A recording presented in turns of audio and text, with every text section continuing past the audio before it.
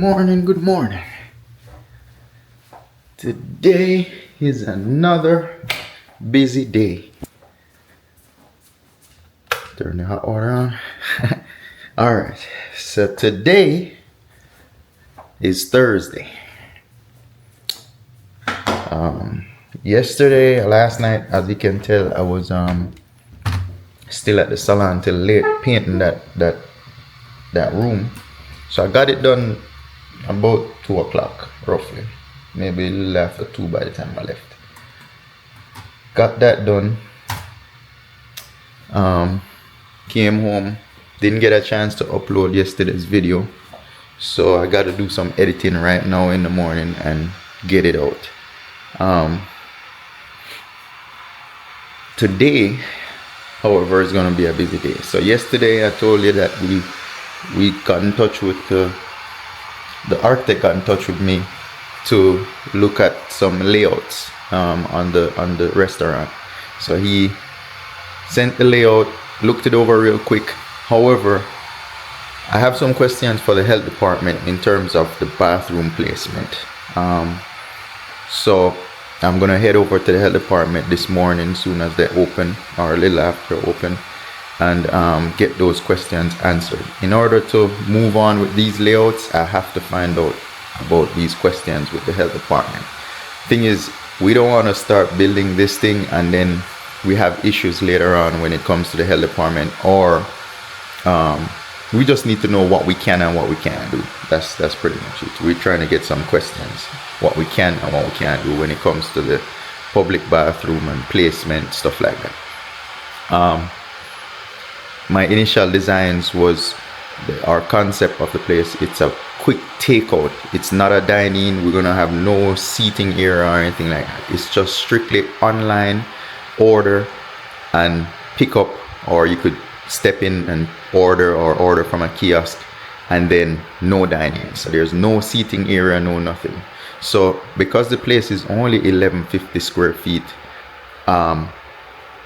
putting a second bathroom for the public would take up a lot of space that we could use for, like, that area behind there would be like a storage area, or, you know what I'm saying? So there is a bathroom there currently, but we wanted to do just an employee bathroom. So the front area would only be a pickup area, all right? Because there's no dining, we didn't want any bathroom to the public. So the whole space would be a kitchen space then,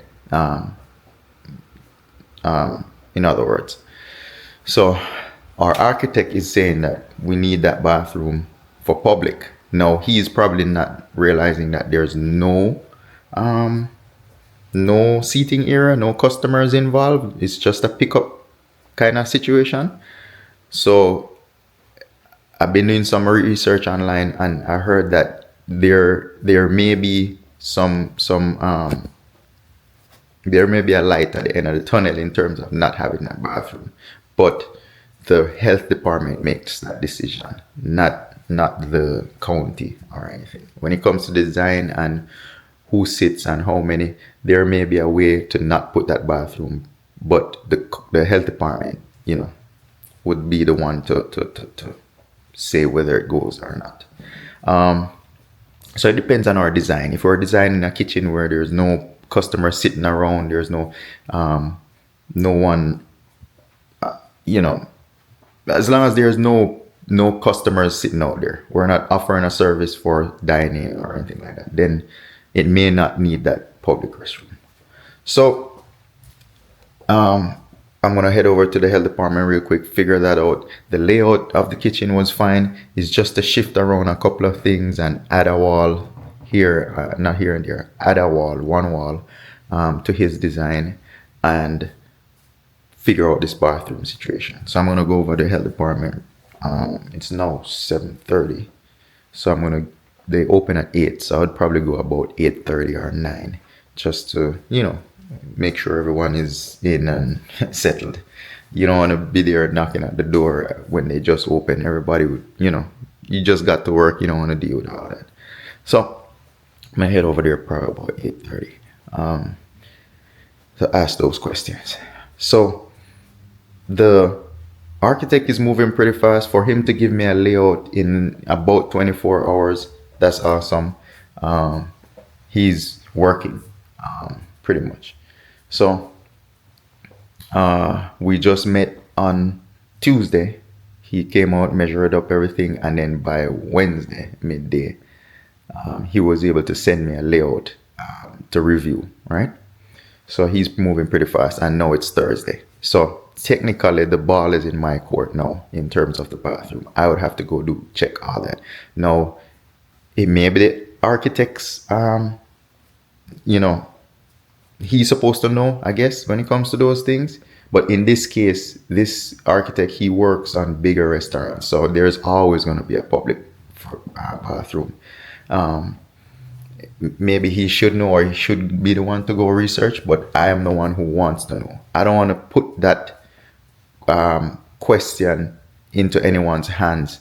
I want to hear from the source if it can be done or not. Reason for that is, I wouldn't say trust no one, but the more information you know, the better it is in the end. Because then if you go straight to the source, and the source who's going to do the inspection say you can put it there or can put it there, then at least you'll know from now. And you didn't put that responsibility into somebody else's hands.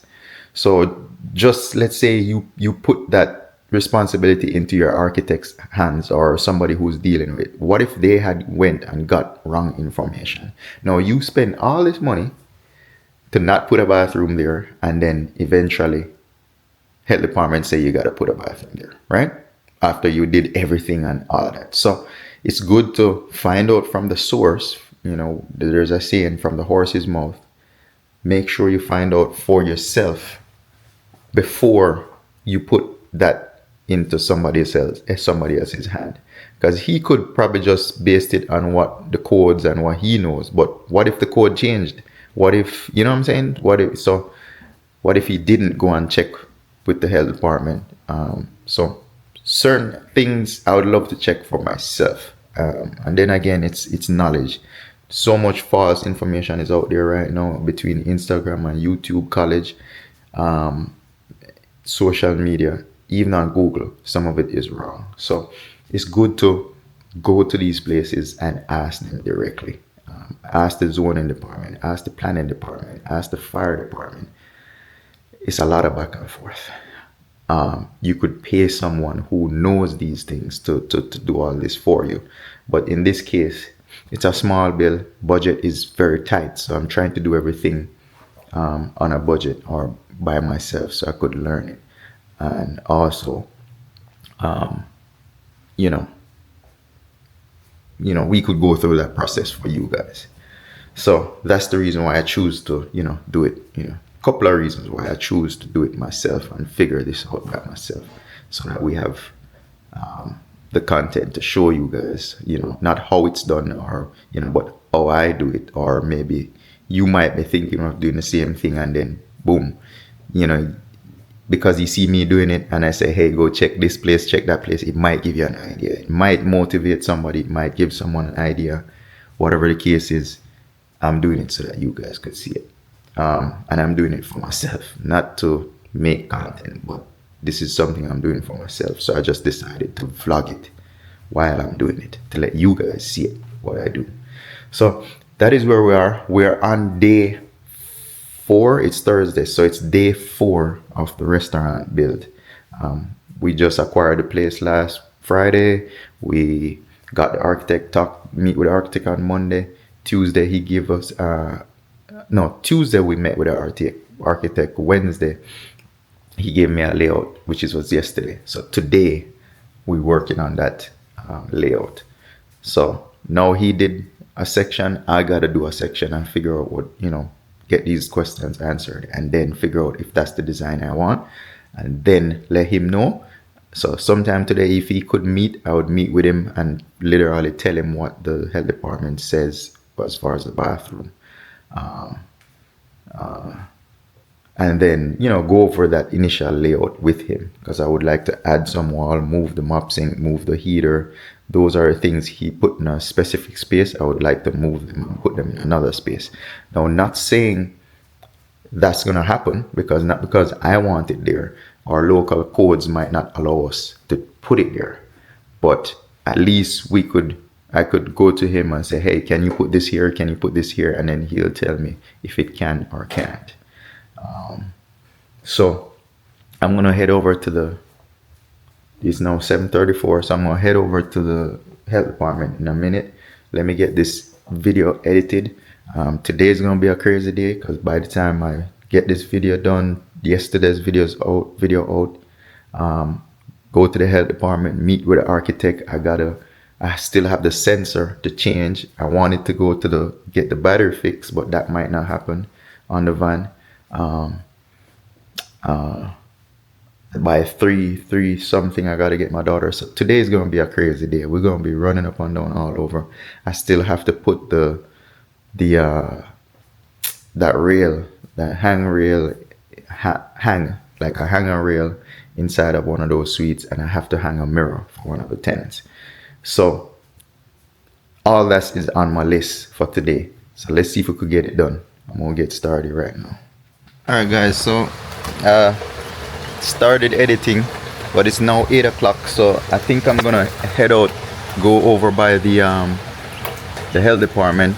It's kind of raining today. It's a rainy day here in Georgia. That doesn't make it any easier for us, because when it's raining, you know, we're gonna get wet. The footage we can't video while walking or anything like that. But we're gonna head over to the health department, talk to them a little bit as far as the layout of the plans for the restaurant, and then figure out if I could meet with the architect next, once I get that information. So let me go get that done right now. It's a little bit after 8, so let me go get that day started. I'm gonna set that editing that I was doing for yesterday's video. When I get back throughout the day, I'll do a little here and there until I get it done. So yesterday's video might not drop till later on today, based on how it's going. As I said, it's priority. This right here is a priority. We got to get these plans drawn, so I'm gonna head over there and get that done now. Other than that, it's a rainy day. It's a blessing. The lawn is getting watered, so I'm grateful for the rain. Slows you down sometimes, causes accidents and stuff, but it's all good. We'll make it work. Guys, it's raining real bad. It's like a thunderstorm out there. Look, the wind is blowing real bad. Today is a wet day. However, it ain't gonna stop us. We're gonna keep pushing. We're gonna keep going.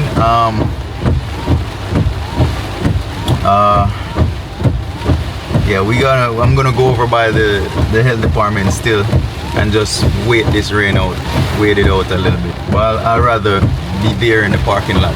It's not too far away from me. It's like literally about 5 minutes away from me, the health department. So, or 10 minutes.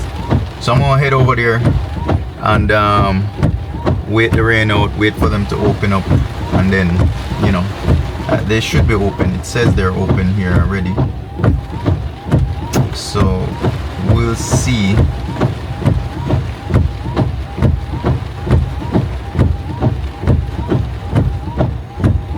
We'll see if they actually open. It says it's more than 10 minutes, the traffic.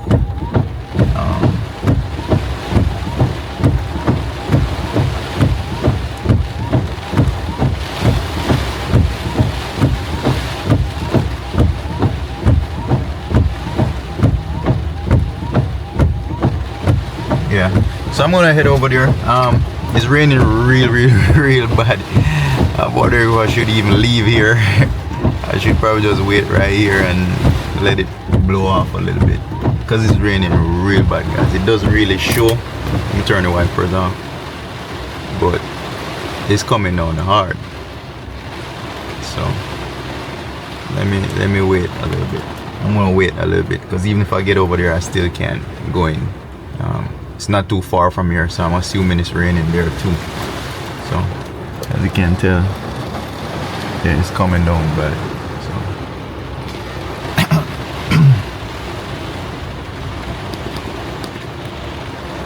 yeah, So I'm looking up the address to see. It's showing a lot of traffic right here, so I'm trying to figure out just not to drive on that road. You know how I tell you this more in the morning time, there's a lot of traffic when it comes to the school zones, right? So anywhere the school areas is normally backed up at this time, 8 o'clock, because school starts this time. So the road is taking me, it's the GPS is showing that red, it's all red. So I could take another road, so I was just switching the GPS to take that other road. Yeah, so I didn't want to show that. It's got the address on there. Yeah.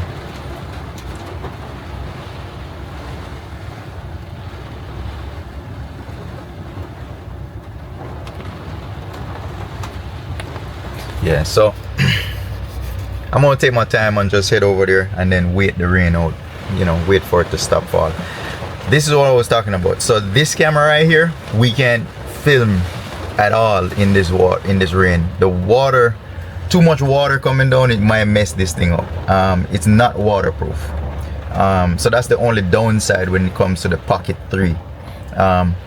However, I have a little small GoPro, one of those older version, the little square one. The Hero, I don't remember which one was it, but it's the small one. It's a Hero Session, I believe it was. So that one, it's nice and neat. It's about this big, square, right? So what I'll do is walk with that one in my little camera bag, where days like these, it's like a little action camera. So like these, if I could get shots of me running into the DMV. Where did DMV come from? Running into any kind of department, building, or, you know, commercial space. Me pulling up, I could show you shots of me running in there when it's raining, you know what I'm saying? So stuff like that. With that camera, it's waterproof. You could dive with it, you could throw it on the water, nothing wrong with it.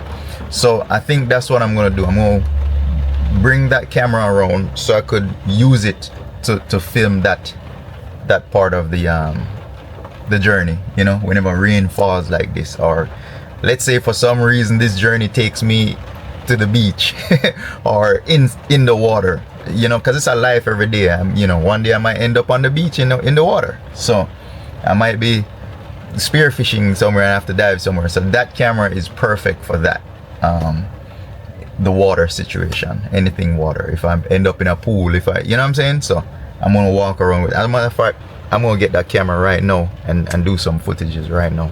Let me go get it before I head out. Like, it's raining. Let me get it.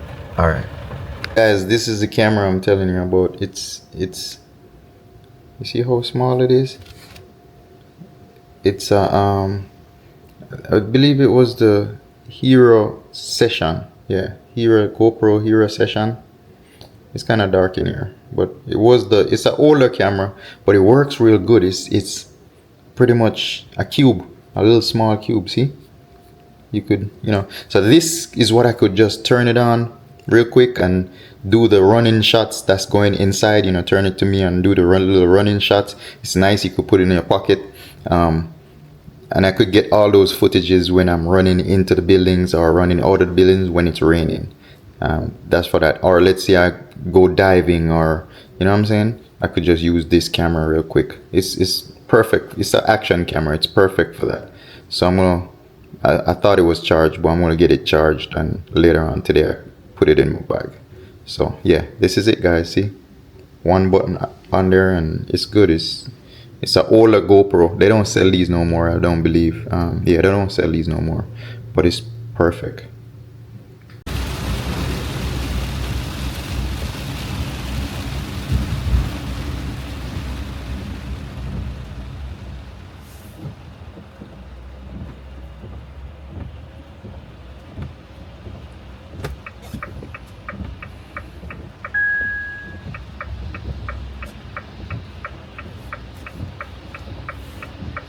Hey guys, so see, it's now 8:30 almost, and then it's real busy out here already. The rain don't make it no better. For some reason, whenever the rain falls, you have a lot of accidents. Atlanta as well as every other city. It's just crazy whenever the rain falls. Most of these cities are everywhere. It don't matter. Everywhere in the world you go, once you have drivers, rainfall, things are gonna happen. So guys, make sure on your cars you have your tires being checked. Make sure go get your tires. Get new tires if you have to. Don't be driving around on bald tires, because when you hit the brakes in weather like this, it ends up you end up slipping and sliding. You end up slipping and sliding, and then you're in problems. So please guys, go get your tires checked. If you can check them yourself, go get them checked. Make sure change them. Don't be saying, hey, I'm gonna get more threads, more life out of it. If it's low and they recommend to get it changed, do what you gotta do to get it changed. In order to stay safe and prevent accidents.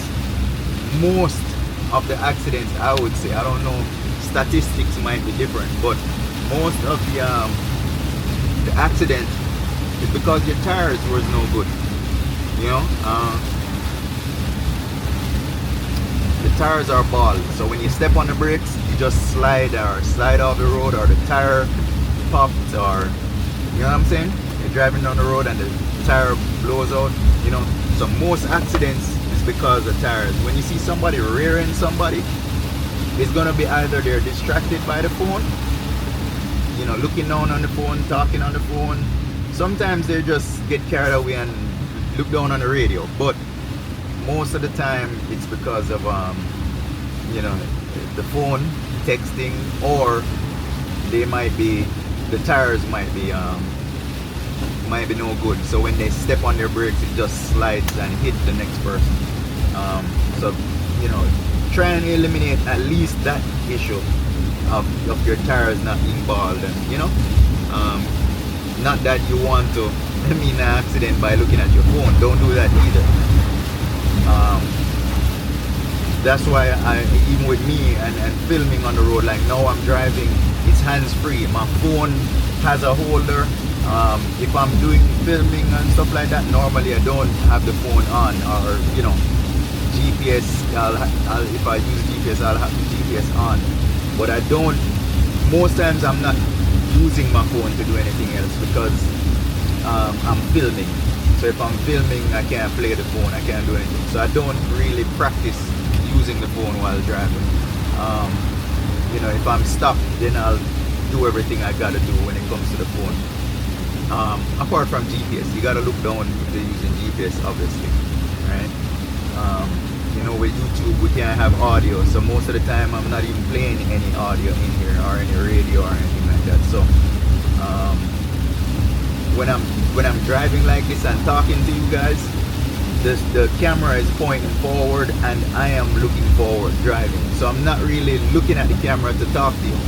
I'm just having a conversation while I'm driving, looking down the road. So that's the setting on my side. If you notice, most of the footage that I do with me, showing me, I'm pretty much, hold on, let me look at this GPS. See, I gotta look down. So normally I just to focus on one thing, I'll stop talking, just to, so anyhow, let's go left.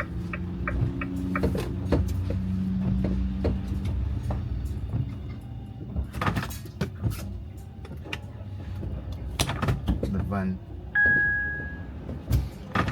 sorry guys, the van suddenly cut off. So I had to pull over a while ago. So now I gotta make sure I change this battery. Definitely it's now getting bad to where it's cutting off, so I'm gonna, you know, I'm gonna take the time off. Once I get these two things done, the architect and the health department, I'm gonna pretty much go by the dealer. When you see it starts to cut off, that's not good. Yeah, so as I said, the battery is just, I think it has a dead cell in there, so sometimes it starts, sometimes it doesn't start. So we're gonna get that fixed in a minute. Well, today. I'm not gonna put it off any longer. We're gonna get that fixed today. If they don't warranty it, then we'll definitely just purchase one. So I'm gonna get that done today. Yes, we don't want any issues. I'm here talking about tires and stuff like that, and I'm driving home with a dead battery. That not really make sense, yo. So yeah, I can't be here preaching to people to be safe and I'm not safe. That's messed up. All right, so I'm gonna get it fixed today. Anyhow, yeah, so you know, be careful out there, especially when the rain falls like this. Be very, very careful. Try not to, you know, ride up on people's bumper like that, and you know, just be safe. So yeah, I'm heading to the health department. This, you know, we're on our way to the health department. I'm gonna try and ask them a few questions real quick. They're probably gonna be seeing a lot more of me because the questions don't stop here. It's normally a bunch of different questions as we go. So I'll try and get, you know, make a list of what I need to ask them. So I'll ask them real quick what I need to know, but then I know I'm gonna have more questions in the future. So thank God they're real close to me, so I'll try and establish a person to talk to, and then that way I could call them if necessary, or you know what I'm saying, or if they're not taking calls, I'll just swing by whenever I have questions. It's not too far. So as far as the salon, I'm not going to the salon this morning because I was there 2 o'clock this morning, 2 a.m. in the morning, finished painting that room. So what I did was just clean and do everything at that time. So now I don't have to go down there. I know it's going to be clean for them in this morning. So yeah, all I have to do is just knock everything out, and then later on today I'll go by there to make sure everything is good. I'm not sure if you're hearing me good right now. It's raining real bad. I know I should use the mic, but it's raining. I'm rushing.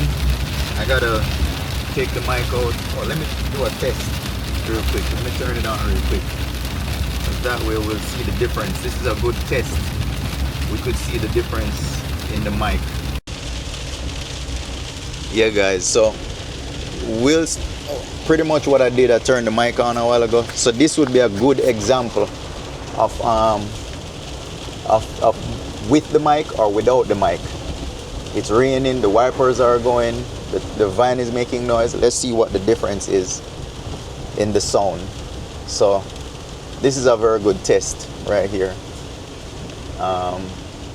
in terms of with the mic or without the mic. Alright, so this is saying I should go make a left right here. Yeah guys, so I'm on it. We're almost there.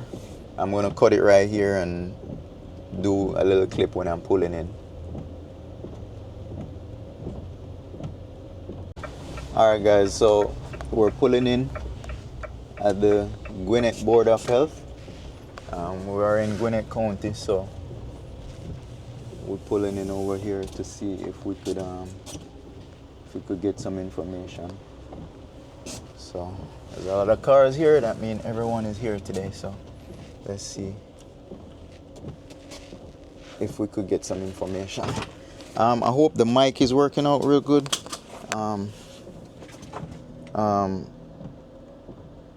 It should sound better. It's right by my chest right here, so it should sound better. So let me check in with them real good. I know I won't be able to film in there. Most of these government agencies and places like these, they don't want you to film. So I'm not gonna film, but I'll tell you what the results is after I come out.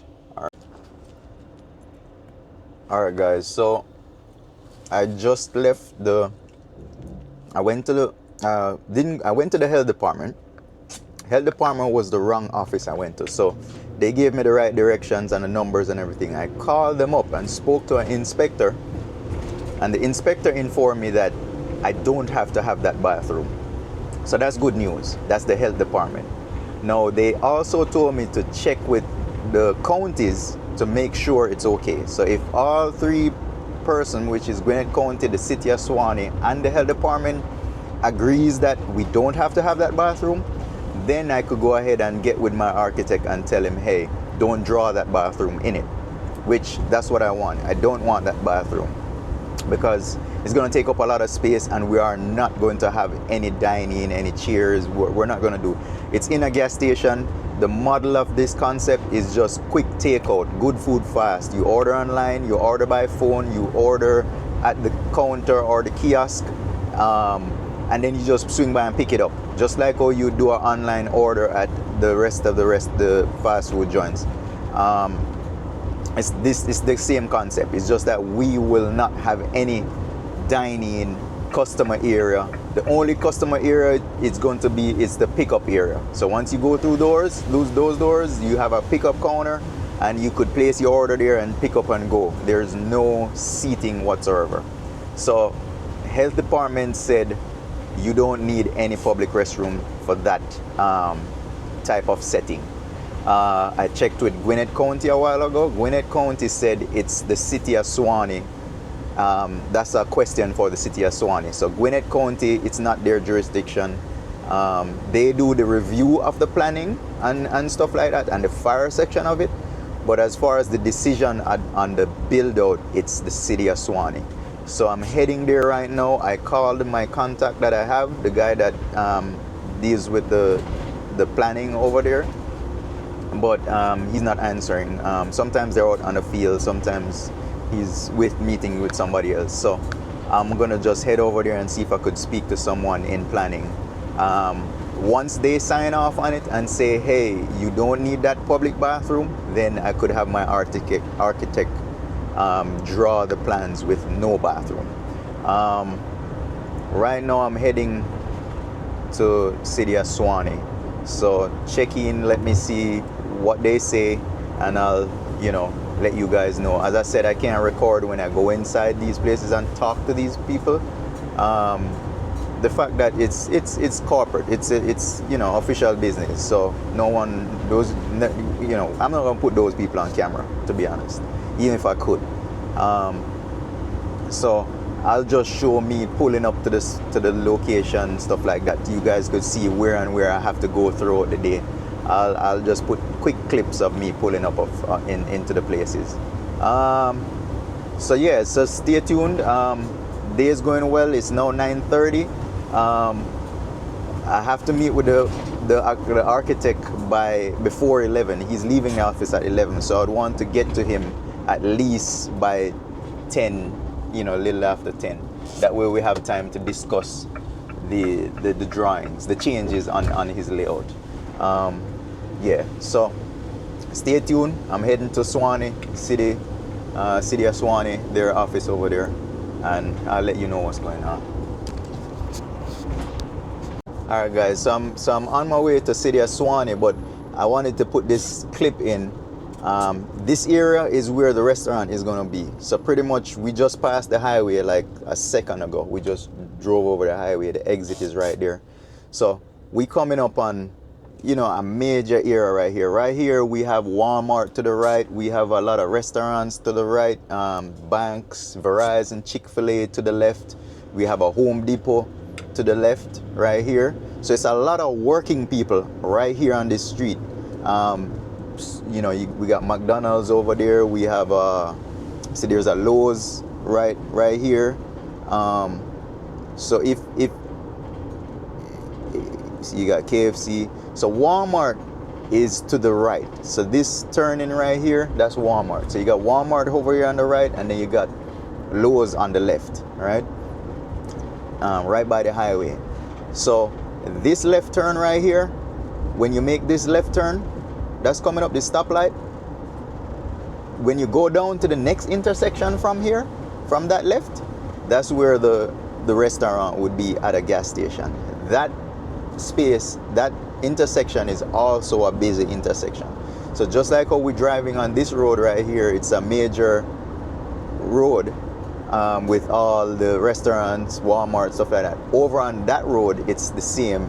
It has a lot of it doesn't have a lot of restaurants and stuff like this, but it's a major road where you exit off the highway, and there's a lot of corporate buildings back there, right? So all these working people right here, there's a warehouse on the left.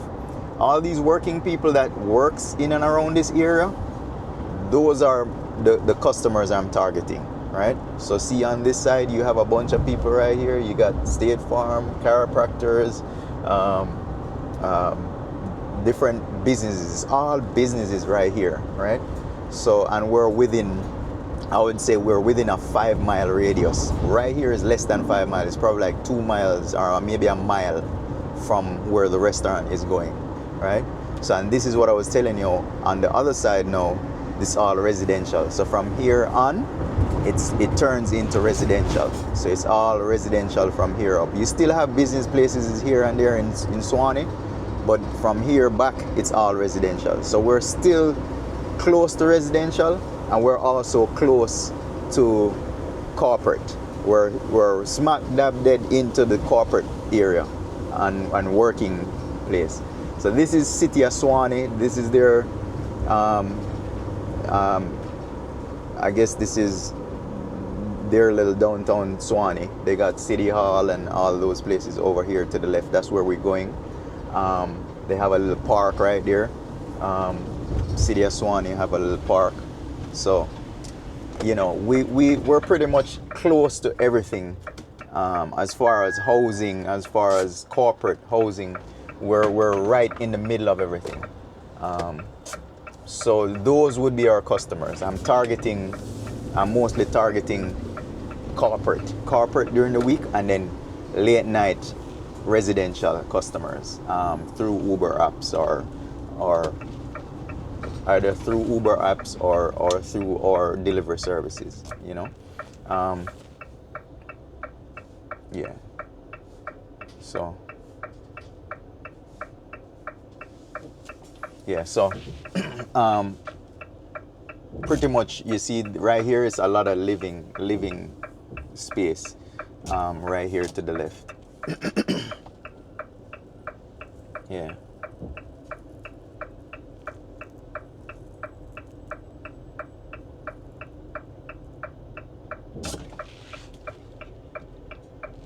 Yeah. So, you know, it's like, yeah, so it's like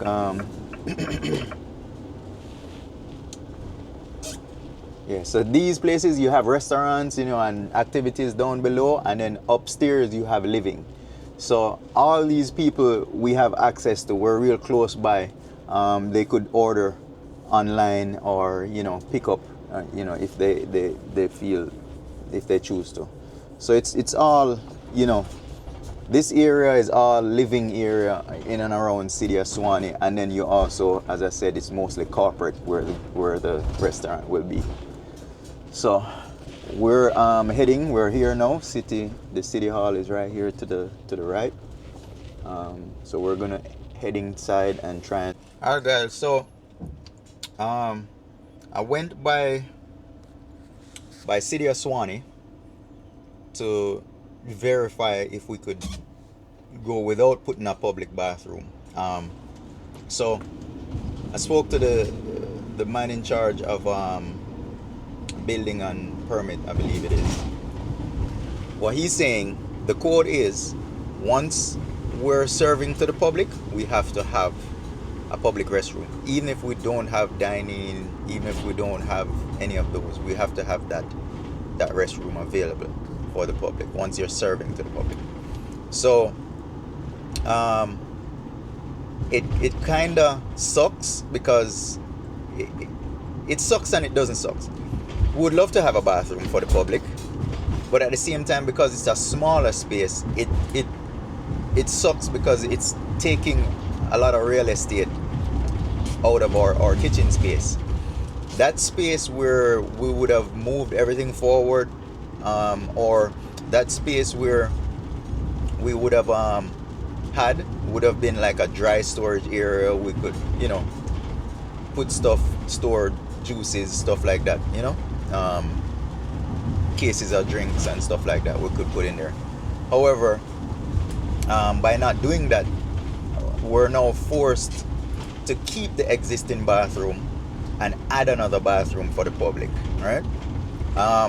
What the architect was saying was to get rid of the existing bathroom and keep one bathroom and then the employees would come to the front and use the bathroom. No, I don't want that.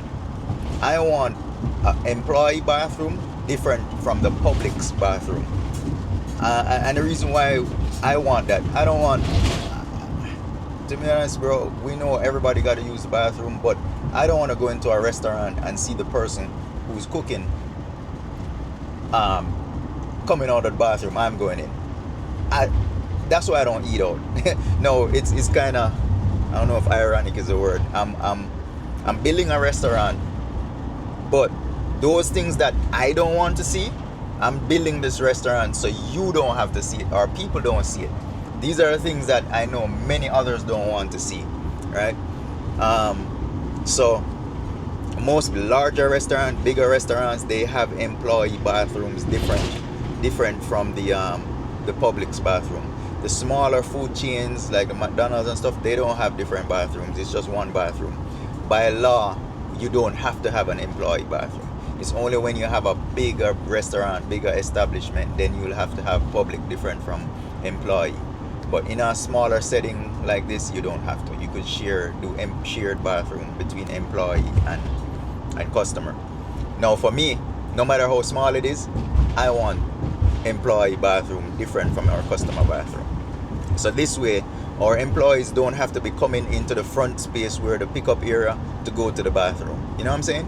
So there's an existing bathroom back there already. So we'll just keep that bathroom and add another one in front of it for the customers.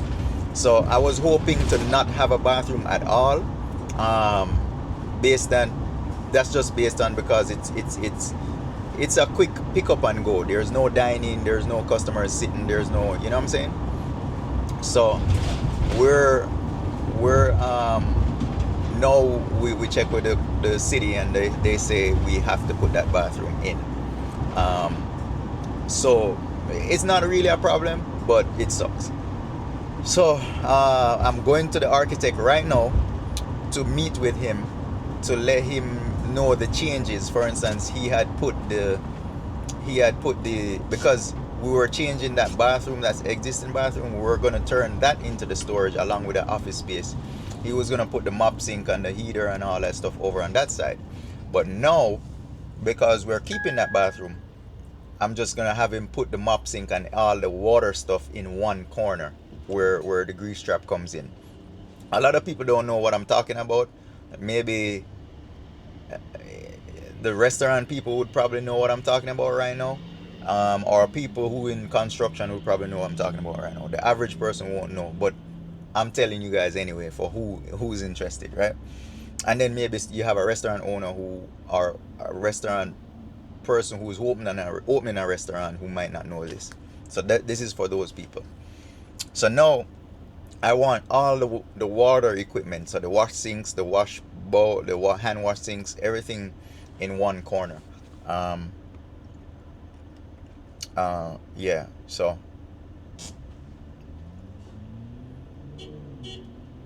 pretty much that's what I'm doing. I'm pretty much getting all the water heater, wash sinks and everything over into one corner, as opposed to having them spread out all over. As far as the hand wash sink, I know he put 2 hand wash sink. I don't know if it's required for you to have 2 hand wash sink. I should have asked the health department that this morning, but it can't too much. We could add another sink. It's not a burden to add another sink. I don't know as far as code if we need it or not. The space is so small, 1 hand wash sink I think is sufficient, but if it needs 2, then we'll put 2. It's no big deal. So yeah. So we're gonna go over there now. I'm gonna check with the architect. If he says we need 2 sinks, we're gonna put 2 sinks. So far I know the county, they want us to have two restrooms. Well, 1 public restroom. So I'm gonna go over there, have him, sign off on that and make the changes, and then sign off on that and have him start working on it. The only thing I might add that I didn't see on there was we didn't see a warmer, so I'm gonna add a warmer somewhere. Yeah, I'm gonna add a warmer to it, a food warmer. So when we cook in the oven or on the grill or whatever, we could put it in pans and stack it in the warmer. And the reason for that is, per health department, you have to keep these food warm. I believe it's like 140 degrees after it's done cooked. So once you keep that food warm, you need something to keep it warm, right? You can't keep it in a pot or in the oven, or it's gonna dry out and keep cooking. So what we do is cook it. Some things we'll cook in batches and keep them warm. As far as the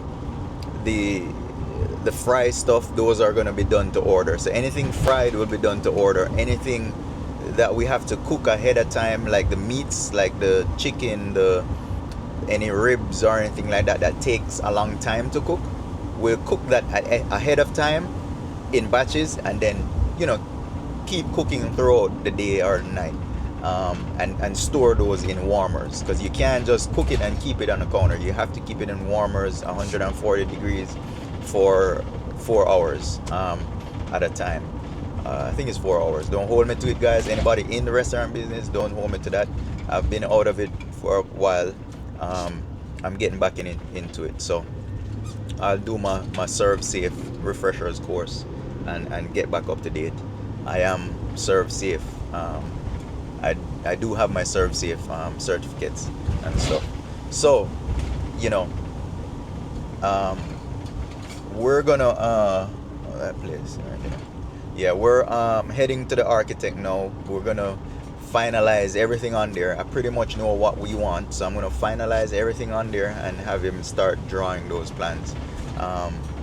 The layout is pretty simple. It's just to add, I would say, just to add a warmer.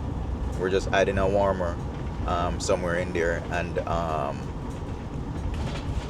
adding a wall and a door along the way. So let's get this done. Heading over to the architect now. We've been filming 10 minutes so far. This vlog might be a long vlog because it's a long day. Whenever we have a long day, it could go up to 2 hours. If it's a short day, it's an hour and something. I started out 7:30 this morning. It's now 10 o'clock. I'm rushing to get to the architect because he has to leave his office by 11. So I'm trying to get there, so at least we have 15 20 minutes to go over the plan real quick. Really good guy. He's very prompt. You text him, he answers almost immediately. We sent him we met up with him on Tuesday. By Wednesday he had a layout for me, and then today I'm seeing him again to solidify the drawings. The only reason I took so long to answer him, I made all the changes from last night, but I was waiting till this morning to check with the county if we do need that bathroom, or if we can close off that wall and put a door, stuff like that. So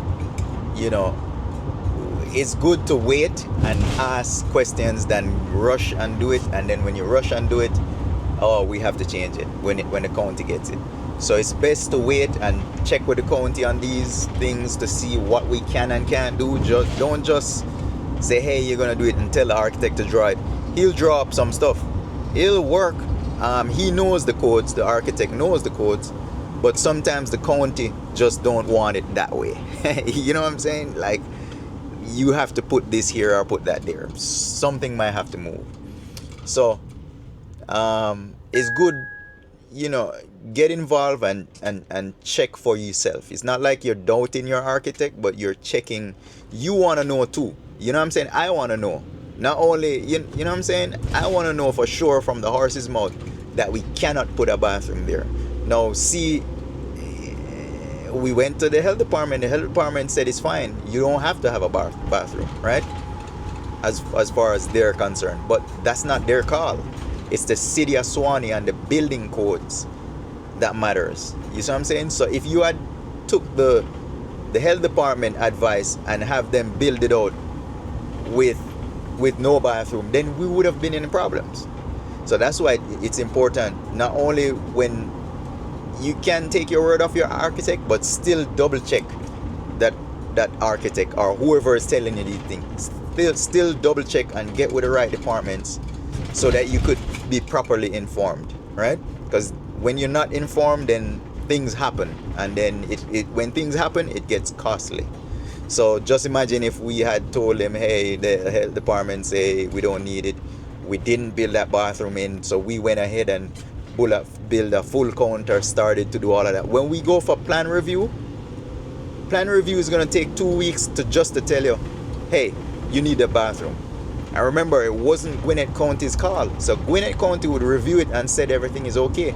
It's now when you get to City of Suwannee, when they don't review and can take it to City of Suwannee is going to say, hey, no, you have to have that bathroom. So now we just wasted time. We just wasted money. Now we have to go back to the architect for him to change all of that, resubmit those plans. There's going to be a fee to do that. You know what I'm saying? So you're wasting money. So long story short is, no matter what no one says, get second opinions when it comes to building or anything at all. Get second opinions. If your doctor say, hey, you need to take your leg off, get a second opinion. That's all I'm saying. Or else it's gonna get costly, or you're gonna lose your limb if it's a case where you know what I'm saying, when they cut that limb off. Now they're gonna say, you go to another doctor and they're gonna say, oh, you didn't have to cut that limb off, we could have done this, we could have done that. So that's why it's important, guys, to get second opinions. Make sure you get informed, even if you pay a professional to get informed for you. You still need to go and get informed on certain things. So that's pretty much what I'm doing. It's not that I'm not trusting our architect or I'm not trusting the people who we pay, but we still have to double check, right? To make sure. Even with the grease trap stuff, I still have to check with them just to make sure, hey, do we need to do anything, or he needs to do it, he can do it completely and get it installed. So we already did that. The hood, we still need to confirm with the hood install as well to see if that's the case. But as I said, guys, just check and make sure for yourself. Don't take Instagram's word. Don't take the Facebook word. Don't take YouTube college word. You could check those places to get an idea, but make sure you check with the proper, institutions when doing anything. Not even this, with anything. We all see these things going around with the banks, lending money, giving money, stuff like that, all of that. Man, that's the people putting some crap out there. I was sitting in there in the bank the other day, and I asked the financial guy there, about it. He said, yes, there are loans. However, you walking into a bank for the first time, opening a business and getting 100,000 is not gonna happen. All that right there is based on your credit, the personal credit. You could put it in a business name, but they're gonna run your credit to see what you're qualified for. So if you ain't got no good credit score or good credit history or tax returns and stuff like that, you ain't gonna get no 100,000 dollars. So I went straight to the bank and I asked the bank that, right? So what he said was, yes, there are loans available, but it's based on your credit still, your personal credit. So it's still not up to you just walking in there and opening a business account and getting 100,000, getting 50,000. No, it does not work like that. And people out there putting this online, on Instagram and all these places, and when they go to the bank, they're gonna find out themselves that, hey, it doesn't work like that. So what he was saying is you have access to those funds, but you would have to, build business credit. The banks want you to get credit card. They push you to get a business credit card, use it, pay it, establish a business credit. And then in a couple months or a year, you can come in and apply for a loan. I went to, the banks, and the banks, said pretty much there are loans available, business loans, but the way they want you to do it is pretty much get a business card, use it, build business credit, And then when you build that business credit, then you could, apply for that loan, and then they'll look at the business's credit and not so much your credit. For the first time, if you just open a business account and it's fresh and you just no history or anything like that, they are going to look at your personal credit. So the loan is going to be in a business loan, is in the business's name or whatever, but they look at your personal credit. You are the guarantor on that loan, right? And if you think you're gonna walk up in there and get 100,000, nah, it ain't gonna work like that. They're gonna probably just give you 5,000 or 10,000. That's what they're offering. That's what I was told from the bank. When it comes to the personal loan situation, if you have business credit now and you're making payments, they have a good credit history with the business, then that money goes up. You could qualify for however much. You know what I'm saying? At that point, maybe 50 or 100 at that point, depending on how much money you're running through the bank. That's what they look at. So as far as the Instagram info, the YouTube college out there saying, hey, walk in the bank, open a business account, apply for 100,000 or 50,000, even 20,000, that's not correct. So don't believe that. Anyone out there who has done that and not use their personal credit and get 50 or 100,000 dollars, you leave a comment and tell me where did you go do that and show me those receipts. That doesn't happen. I've been to 2 different banks now and asked them about that, and that doesn't happen. And if you check all the comments, guys, if you watch these videos that they're putting out there and watch the comments, you'll see it in the comments. People leave comments saying that, hey, that's not true, they asked their bank, right? So I was one of them as well. I went in there while I was in there. I didn't go there to ask them that, but while I was there one day, I asked them about it, and that's what they told me, that no, you can qualify for 50,000 if you have excellent credit and good credit history. You know what I'm saying? Personal credit. So they'll base it off of your personal credit and give your business a loan. Just open it up. But the way how social media paint it, they make it look like you could just walk up in there with no personal credit and get it. That's false. All right, so moving on. I'm close to the architect now, so I'm gonna spin the camera around and show you the pulling up, where I'm pulling up. It says a couple minutes, so I don't know, I've never been down to his office before. He came out to us, so I'm gonna see where he's at. And this is the thing too, a lot of times we do things remotely. It's all good, but for me, I like to see where our people are. I like to. Am I going straight, or I think I should go down that road? I'm going wrong, guys. Let me turn around. I made a wrong turn there. Yeah, I should be going this way. Yeah. So a lot of times I would love to see their office, get to interact with them face to face, shake hands, build that relationship. This is not only using an architect, it's you building a team. So if I'm going to do this and do it more than once, if I'm going to build more restaurants and have more buildings or whatever I'm doing, then you have to have your little team. You have to have all the people. So it's good to go to the county, let them see your face, introduce yourself, tell them you're doing business in their city. You know what I'm saying? Build that relationship with these different people. You have to. If you don't, then it's saying that it's over in here somewhere. So yeah, all right, so let me check in with this real quick, and then I'll let you know. All right, guys, so let me take this mic off. Hold on.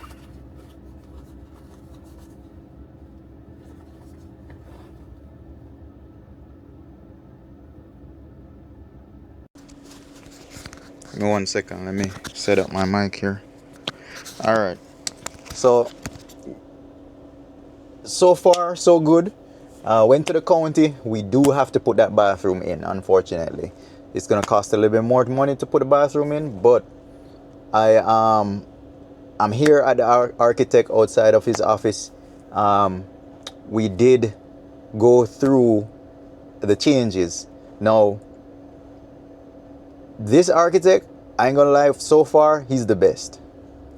For what we're paying and the service I'm getting, it's the best. He's literally, this is the third day, so I met him on Wednesday. He gave me a layout on Tuesday, and today is Thursday.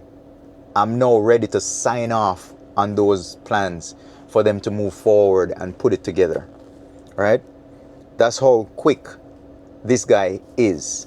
So he made these changes live while I was sitting there. So we pretty much sat down a while ago and draft the whole entire changes, the restaurant. He did a layout. So what I did, I figured out how I want it to be and make those changes real quick. So he sat right there in front of his computer and make all those changes in terms of the walls, where then the walls need to be, where the bathroom need to be, where the equipment need to be, where I want the heater, the mop sink.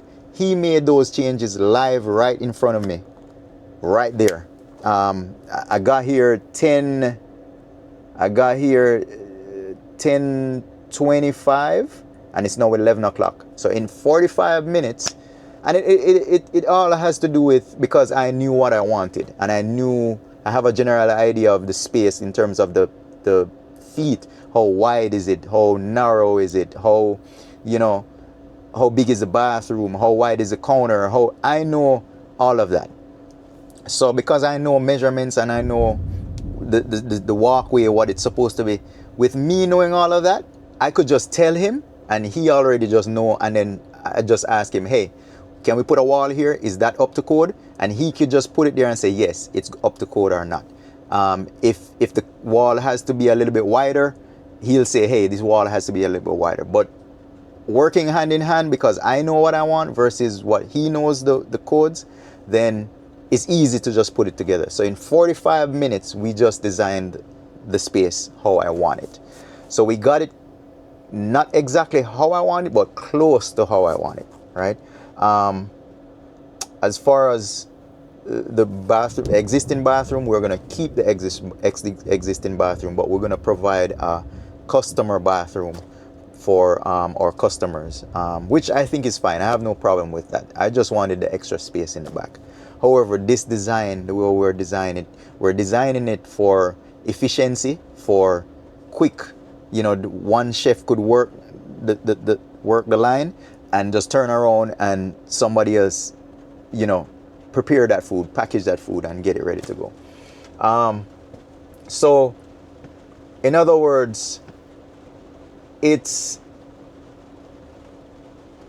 easier to put these plans together when the person knows what they want. So he was giving me an example a while ago from, where are we now? What month are we? January, February, March, April. Oh, we're in May. So from March, January, February, March, he said this customer of his gave him some, started in March, and up to now, 3 months later, almost 3 months, 2.5 months later, they still back and forth in terms of equipment list and all of that, right? So he's waiting on that person for the equipment list. Now, I already had my equipment list prior to talking to him.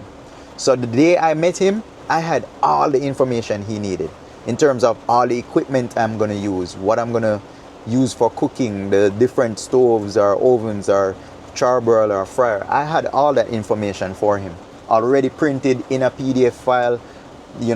They need gas lines, they need to know if it's electric, they need how much power it's drawing, how much BTU, they need all of that to put on a plan to submit to the county. So I had all of that already for him. So a while ago I added a warmer, and right away I just went on the restaurant store website, printed that spec sheet, emailed it to him, and he has it. So he already put it on the plan, right? So I'm just saying, if you're prepared, these plans and architects and all of those people, it will be easy if you pre-plan before you talk to them. So don't just walk up in there and you don't even know what equipment you're gonna use. How is he gonna know? I was saying this in an earlier vlog. He gotta know the equipment you're using. He gotta know, you know, what table you're gonna put where. He's gonna have to know, you know what I'm saying, how much sinks you need, stuff like that. The basic stuff he needs to know, but he needs the equipment list so he could know how wide that hood is gonna be, right? So it's a lot you have to do as opposed to what he only could use the information you give him to build that plan, right? So I already had all of that. So this process is real simple. So what he did, he just pulled up his computer on that big screen and made all those changes right in front of me. This is something that I couldn't do over the phone because it would be too much back and forth. So that's why I told him, hey, let me come into your office and then we figure it out. So I came in, got that done, 45 minutes. I'm ready to sign off on it. So what I'm going to do, I'm just going to take some time this evening, go over those things, imagine myself working in that space to see if it'll work for me. And then any changes tonight, I'll just let him know if there's any or sign off on it. So once it's signed off, it's kind of hard to change, but it can be changed. It might cost to make that change because now it's going to go to the engineer. So when the engineer puts where the plug is and this and that and this and that, plumbing and all of that, we can't come back and say, oh, we don't want the sink right there, we want a sink over there. Now the engineer has to move that plumbing or whatever. The AC guy might have to move his part of it. So what I'm saying is make sure the major equipment and make sure where you're going to put it, that's where you want it. So when they send you a layout of where it's going to be, take some time and imagine working in that space, making sure you're not walking too far to go to the fridge or you're not walking too far to go to the storage. If it's something you're taking from the storage every day or every minute in order to make a meal, make sure that storage or that area, that fridge is close to where you're going to be cooking, right? So in this case, the space is smaller, so everything is close. But you still want to have, let's say you're frying fries. You're working right here. You want the fridge with the fries to be right here, right? So that way you just turn around, grab your fries and drop it in the fryer.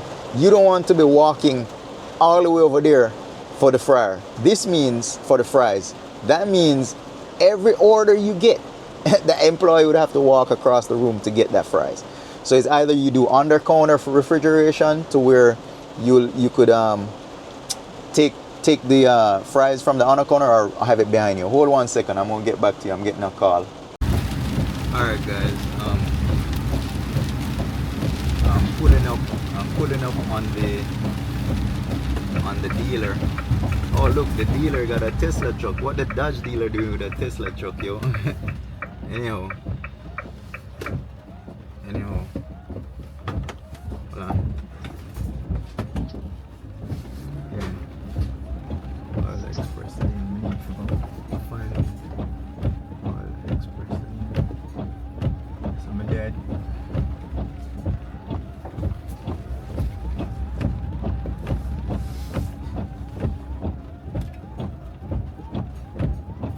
Alright guys, so I'm here at the dealer. I was just pulling in. I got some footage right by the dealer, but I'm pulling in.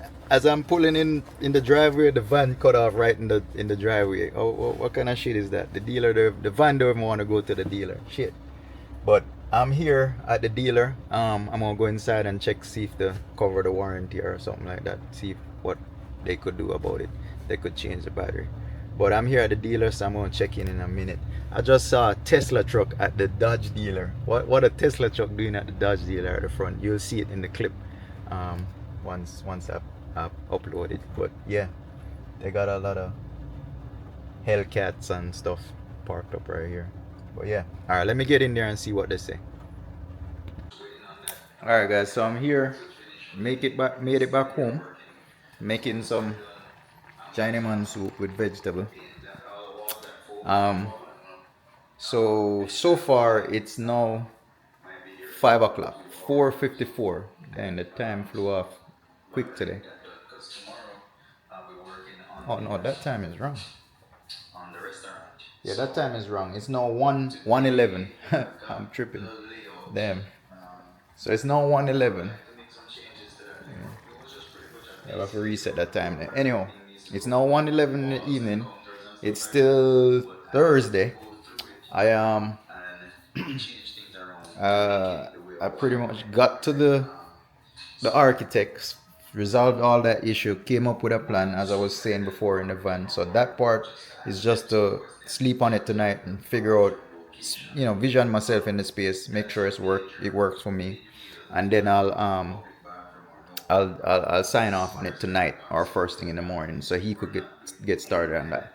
My grease trap guy just reached back out to me today earlier, and said he's gonna send whatever paperwork over tonight by the end of the day, so I should have his stuff.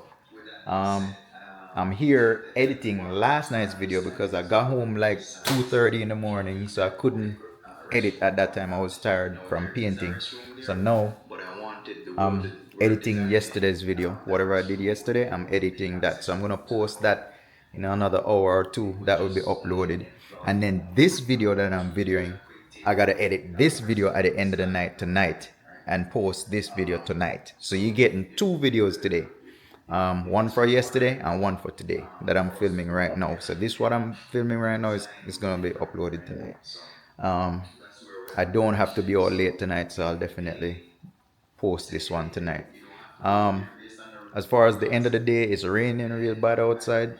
So because it's raining outside, I won't be able to do the automotive work. It's just wet and nasty. It's still drizzling a little bit out there. So I won't be putting in that sensor unless it clears up and dries out a little bit, but it's still raining. So, oh, yeah, a tree fell over there. Looks like a tree fell.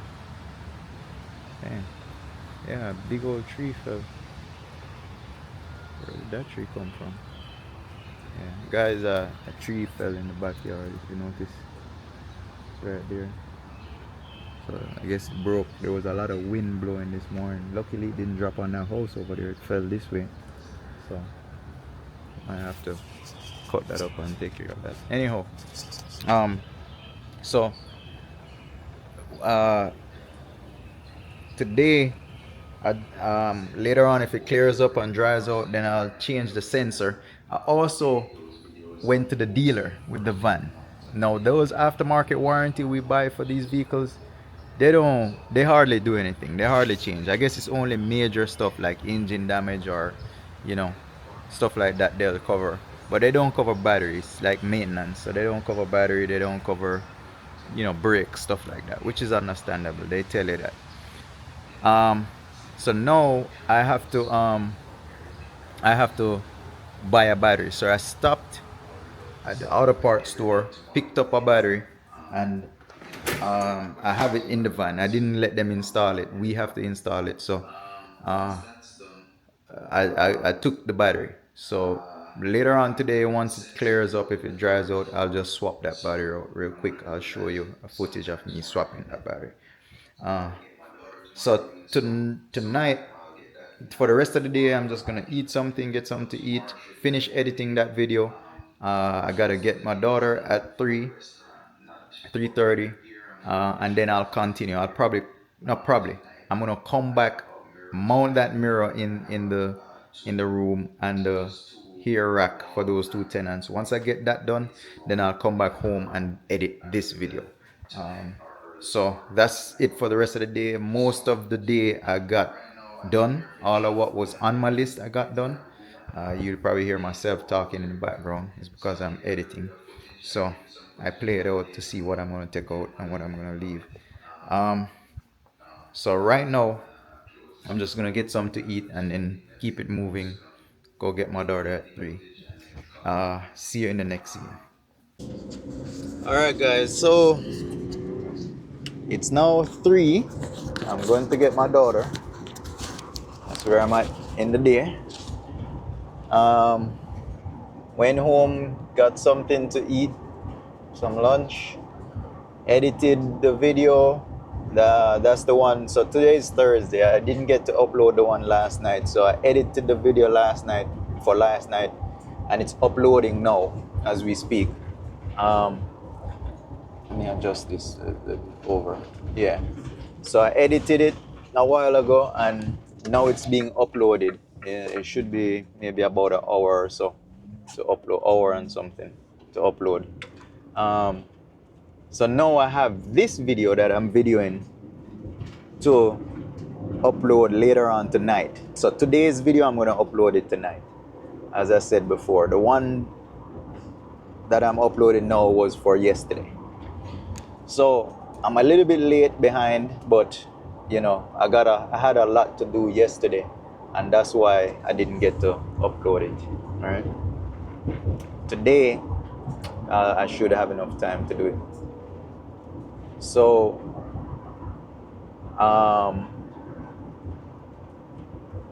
yeah, I pretty much got the battery for the van. It's in the back. I have to change it myself. So it didn't work out at the dealer. It turns out the dealer that warranty, they won't warranty the battery. They said that that's a service item and it's not covered on the warranty.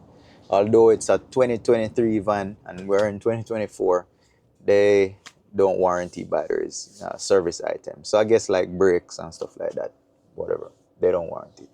So we had to buy one. So we got the battery. I'm going to change the battery later on. Hopefully we could change it when I get back. I got the battery. So for the end of today, it's just picking up my daughter, going back home, getting the battery installed, getting that sensor for the Mercedes installed.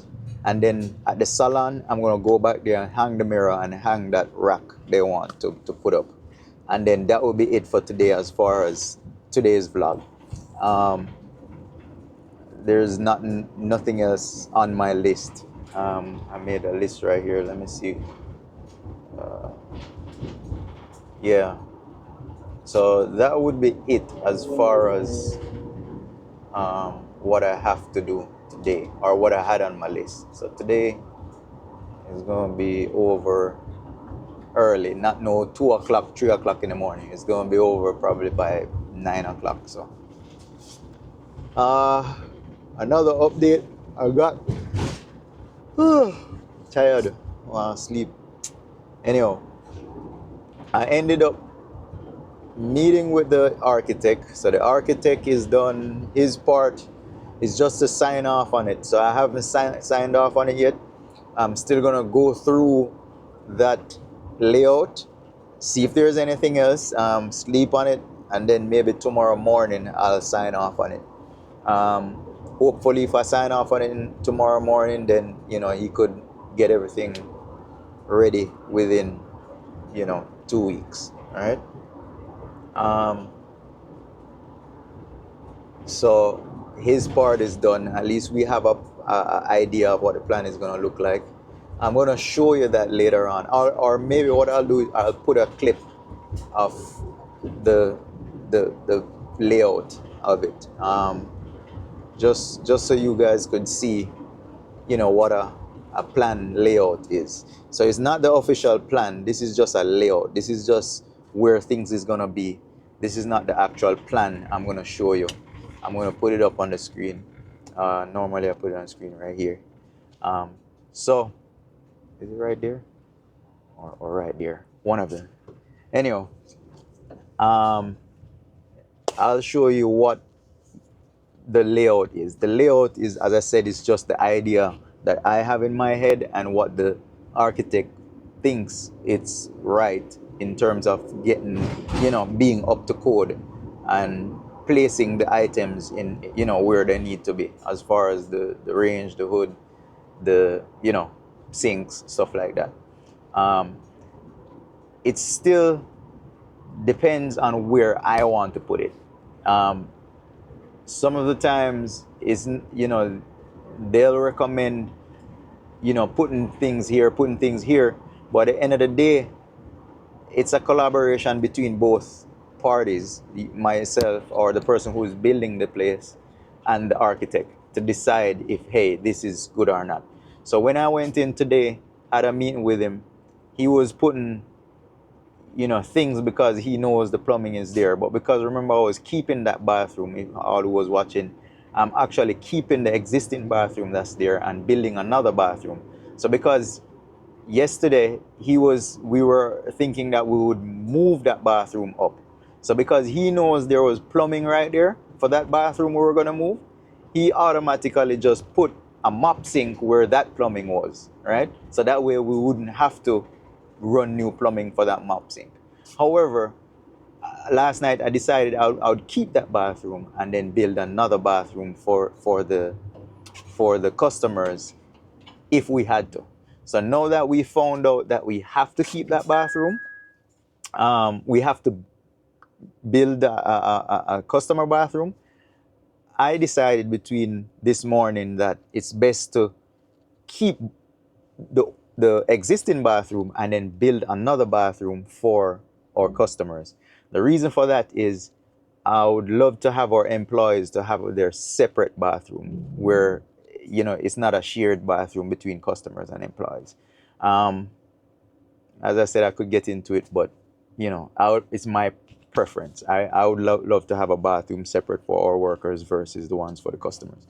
I don't like going into places and pretty much seeing the people back there in the same bathroom, so it is what it is.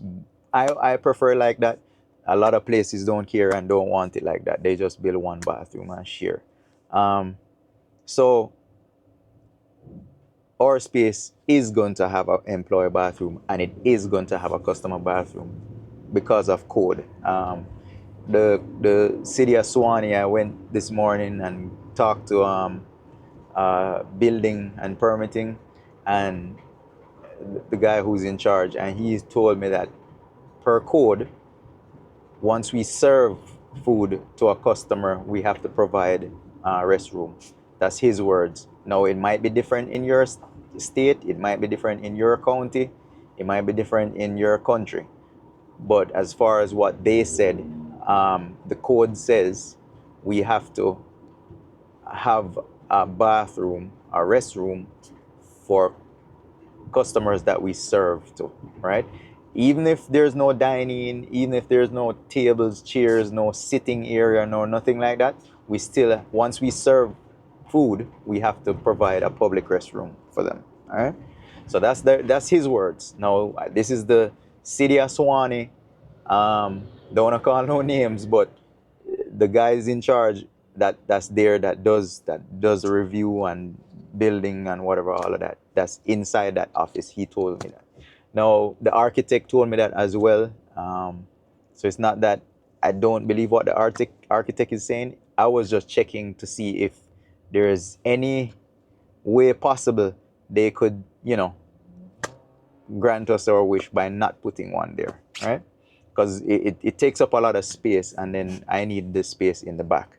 So unfortunately, we can't. We have to have it per code, or else they won't pass. They won't pass us. So,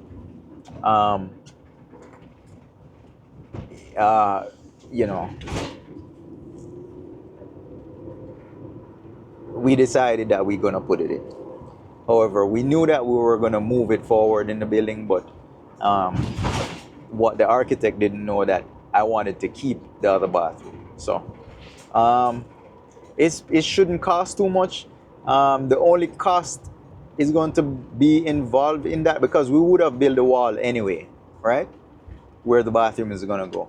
So the only additional cost it would be for a door, and it would be for an extra toilet, an extra sink, and also, would have to do flooring and, siding, stuff like that. And then, let's see, plumbing would is right there for the, on the other side of the wall for the existing bathroom. So we don't have to tear down any walls or anything. We're just gonna add another room. So we're gonna build a wall right here, right? And I think the most expensive part would probably be to cut the floors, because in this space the floors are already concrete floors.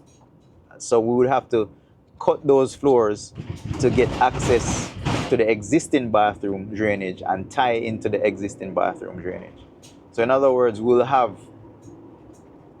to cut the floor in order to connect the other bathroom to this bathroom, if you get what I'm saying. So what they'll do, they'll cut the flooring and put a Y pipe and tee it back into the existing toilet. So that's the only expense right there, is to cut those floors and you know, join those pipes together. There's water already, plumbing there already for the sink, for the face basin. So that's pretty much it. It won't cost $1 million more. It will cost a little bit more, but not crazy money. It's not like $5,000-$10,000 more. It might be just $1,000 to $1,500 job more to get that section, you know, framed out and cut the flooring, stuff like that. So it shouldn't be crazy expensive. We are. When you see the plans, or what we were discussing before was an open floor plan where you could actually stay at the counter and see back there in the kitchen. You are gonna see some parts of the kitchen, but not all of it. So we made some changes where we have a wall and a door to enter into the kitchen from the front, as opposed to you just a one whole counter, right? He had it where, if I don't know if you're familiar with like McDonald's, where there, once you go in, you could just walk by the counter and go behind the counter, right? All fast food chains, yeah, all the fast food chains is pretty much like that. Yeah, all the fast food chains are like that. The van was cutting off a while ago. It's crazy. Yeah, I gotta change the battery. When I go down and drop my daughter off, I'm gonna change the battery. Yeah. So when you go in those fast food places, most of them you could just walk by the counter and go in the back, right? So for us, I didn't want that. So what I did was make the counter solid, one solid counter, no walk through, and then I have a door to enter into the kitchen. So you can't just come and walk back into the kitchen. You have to go through a door which will be, you know, closed, right? So I designed it that way, and he said it's okay in terms of code. We can do it like that, you know. So we were able to get that wall in, get that wall and that door. So the only extra cost right now it would have been one door for the bathroom, one door to get into the space, into the kitchen. So we're gonna need 2 doors, and the rest of walls there were gonna be built anyway. So we're not really spending extra money to get that done. There would have been a wall right where the bathroom is, but no, because the bathroom is gonna be there, we'll just put a door to enter into the bathroom, as opposed to being one flat wall, right? So it shouldn't be much more to get that done, more than 2 extra doors, and I said to cut the concrete, as I said. Yeah. So it's coming along. This is our 3rd day, 4th day now, counting from Monday, but it's our 3rd day, you know, dealing with the architect. And at our 3rd day, we could pretty much sign off on it, to have him start doing the official plans. So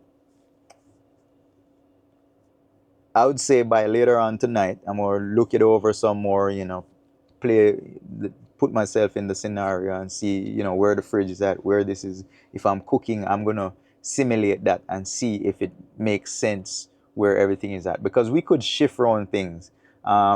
It's not set in stone. So how we have the refrigerators to one end, we could shift the refrigerators and put it behind us. So we cooking right here, we just turn around and reach from the refrigerator. We could, you know what I'm saying? We could shift around stuff.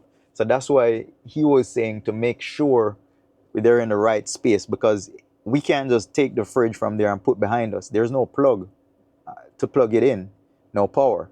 So if we need power behind us, they have to design it where the power is there. You know what I'm saying? So um, we just have to be absolutely sure. I'm gonna actually go in the space, stand in the space, and try to vision where everything is gonna be in the space. That way, I could have a general idea of how far to walk to the fridge, where the stove, you know what I'm saying, where the fryer is gonna be. How far do I have to go to the fridge to get an item, stuff like that. So I'm gonna probably go over there tonight, some point, and visualize that part of it. But it's all about, you can't build things on paper. You have to actually be in the space.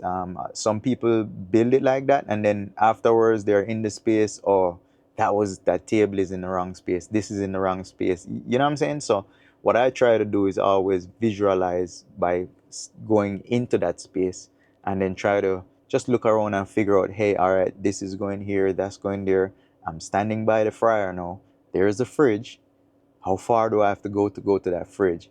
Is it good right there, or is it good behind me? You know what I'm saying? So that's what I'm gonna pretty much do later on tonight before I sign off on it. If anything to move, it wouldn't be nothing major. It would be things that could be moved. So it wouldn't be the sink I'm gonna move. It wouldn't be the hand wash or mop sink. Those things, that area where it's going to go in, we ain't moving it, because it's the all the plumbing and everything is right there where the grease trap comes in. So we ain't gonna move that part. As far as the equipment and the cooking and everything, we ain't gonna move that either, because that has to go on that wall. There's no other wall long enough to put a 12-foot hood in there. The other side, you have the bathrooms and stuff like that in the office, so you wouldn't want to put the cooking stuff over there. So we limited on where we're gonna put the cooking items, right? So um uh so the things we would want to move would just be like a refrigerator or a table, or maybe a certain shelving, or push this wall a little bit back. You know what I'm saying? Making that walkway, that customer area, a little bit smaller, a little bigger. Those are the things we would move around, but not the kitchen and the cooking equipment. That stays the same. Um, so all I have to do now is just go inside there, envision that space. I'll probably get spray paint and spray paint on the floor where, you know, everything is gonna go, just to see how the flow works. You know what I'm saying? Because a kitchen has to be efficient in terms of flow. So where you're gonna plate your food, pack your food. You know what I'm saying? You know, it starts with the fridge, then it goes into the cooking area, comes from the cooking area to the packaging area, from the packaging area to the front, right? So it has to be streamlined like that.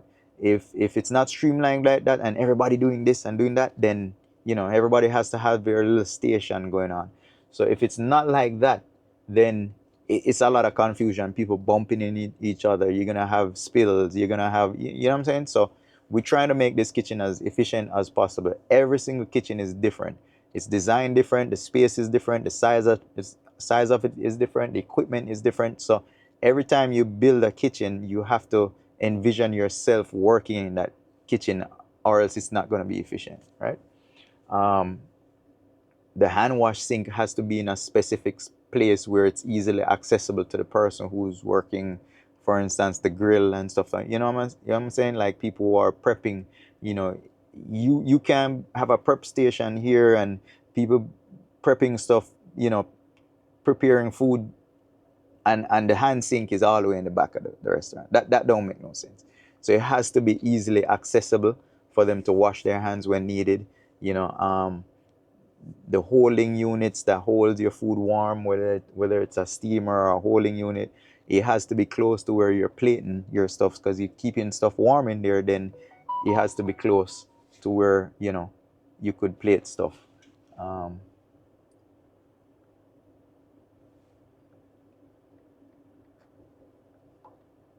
yeah, yeah. So it's it's one of those things where you have to just lay things out on the floor. Use a spray paint and spray paint where it's gonna go where. You gotta make sure you have enough walkway room. That way, if you have people coming in the back of the kitchen, they ain't up close to the fire or the grill. You know what I'm saying? The grill man or the cook or whoever you have has space to do his job while somebody else could pass behind with, you know, with containers, or you know what I'm saying? Um, yeah, a lot of times you have somebody on their way to a fridge with a bucket or a container, but then you have the cook in one space and there's just not enough space for them to pass right there. So you have to be mindful of that to make sure that's not the case, you know? Um, but yeah, I'm out. I'm here. I got my daughter. I'm gonna drop her off real quick and then we continue. All right, guys. So we got the sensor. I've been supposed to change it from yesterday, but didn't get the chance to. It was raining all day, so I never got to do it earlier. But I got the sensor and I also got the battery for the van. So let me show you what's going on. So here's the battery for the van. Battery for the van right there. Yeah. Die hard battery. Let's see how hard it is to die. Alright. And then I'm gonna do the car. I'm gonna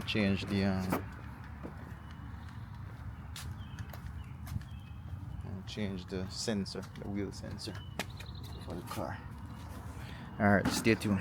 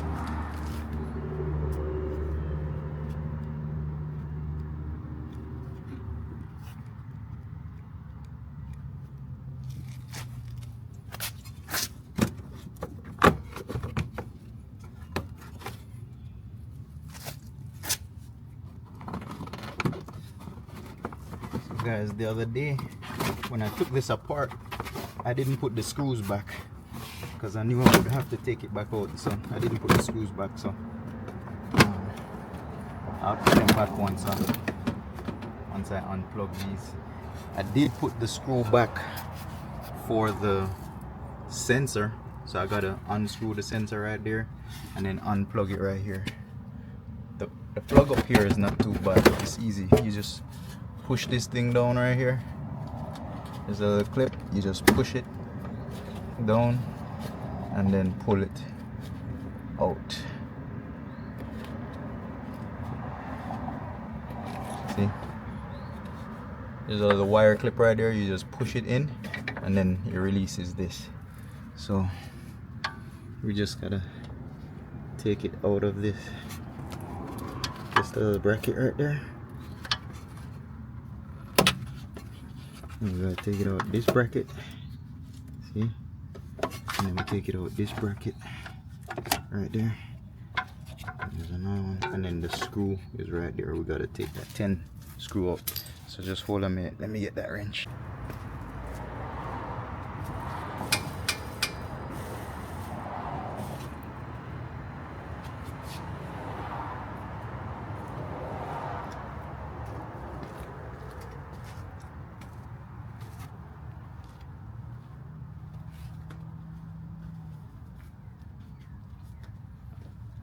Alright, so I got the wrench. We're gonna take this.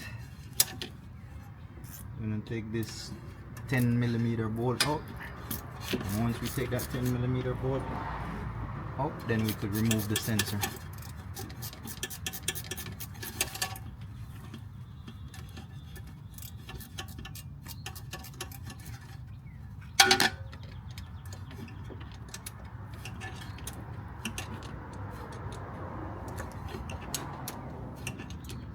So it's a pretty simple process, it's not too hard.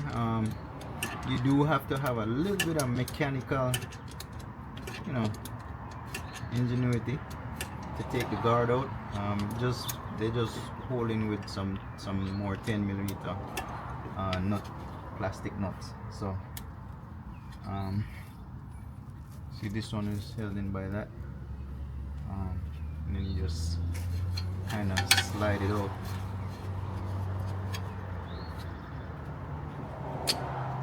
So slide it out like that. See, that's the old one. So all we're gonna do is just replace it, reverse.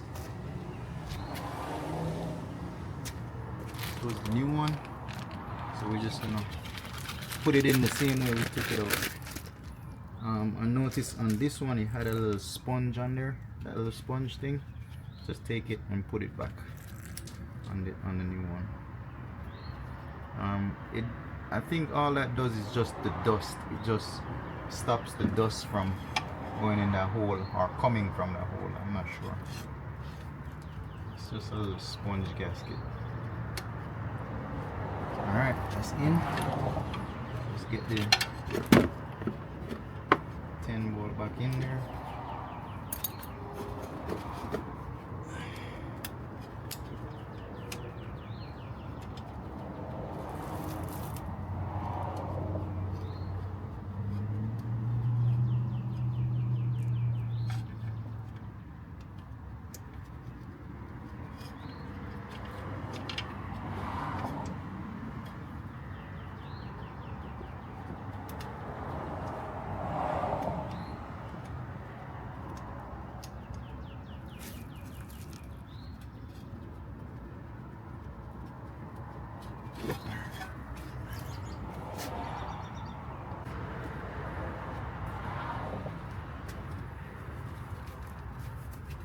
Yeah, so once I get that 10 bolt in, we're gonna tighten it, snug it back up. It's plastic in there, so you don't have to go crazy and tighten it too tight. You just snug it up. You don't want to break that bracket, that sensor bracket, so you just snug it up.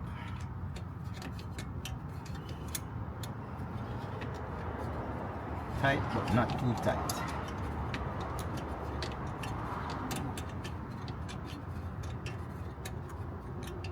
So I was watching this part and didn't see the previous videos.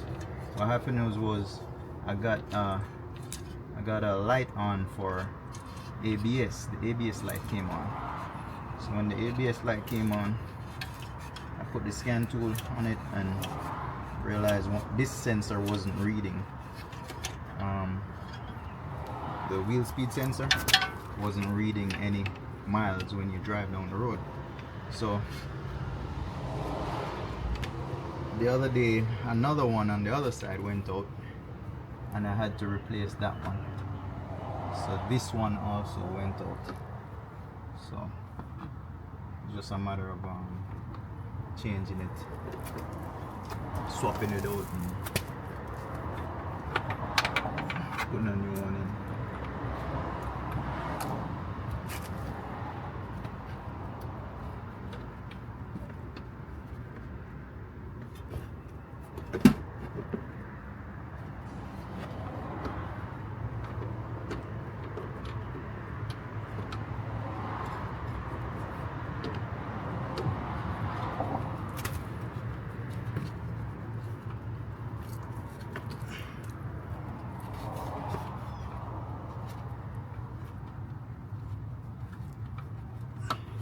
Alright, so see, that's the new one right there. See that wire goes in here, comes up, comes around here, goes all the way around. Don't mind this, that's a wasp nest. And then it comes around like that here, and then it plugs in here. So this, it just snaps in, you just plug it in. That little shine clip on top of it, pull it down and it releases it. So now it's nice and snug, pushed in. Alright, so now we just gotta put the guards back in and then we'll be good to go.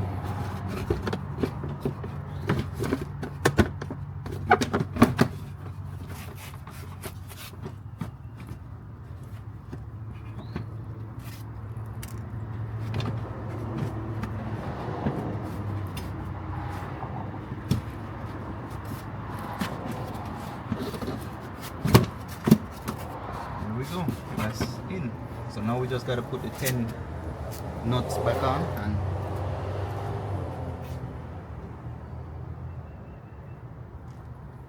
so we got 4 plastic nuts and like 2 plastic clips.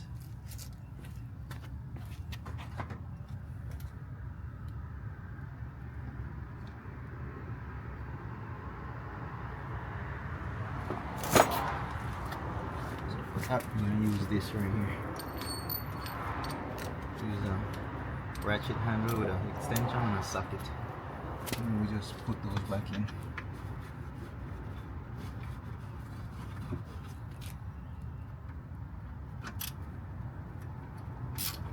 As I said, this ain't no how-to. I ain't showing someone how to remove and replace a sensor, and you know, this is just what I do for the day. So this ain't, I am trying to, you know, teach anyone or show. It's not a tutorial.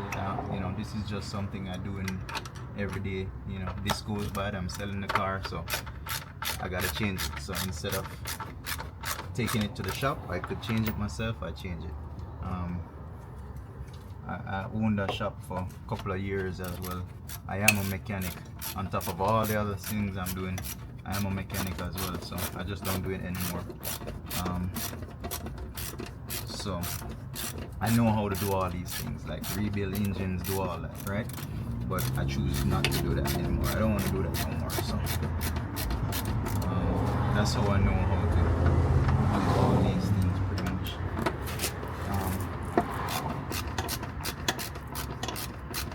Don't mind the cars that's zooming by. This road is kind of busy where I'm at, so don't do that no more.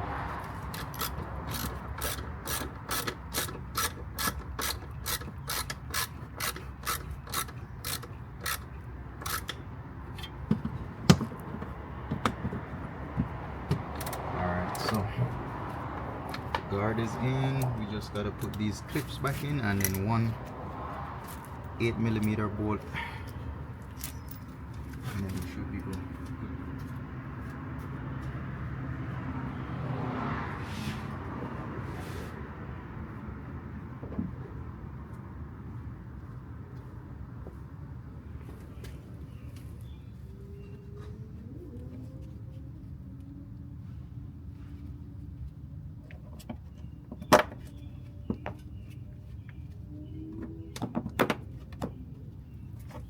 So this one is like a little clip that you push in, that easy and simple. And then we got this bolt that goes underneath.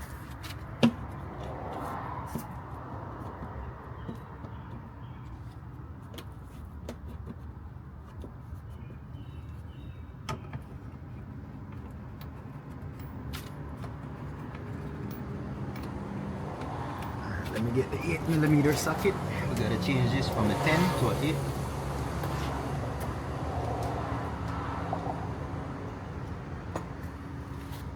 It's just the next size down, a smaller size. We're gonna tighten that up.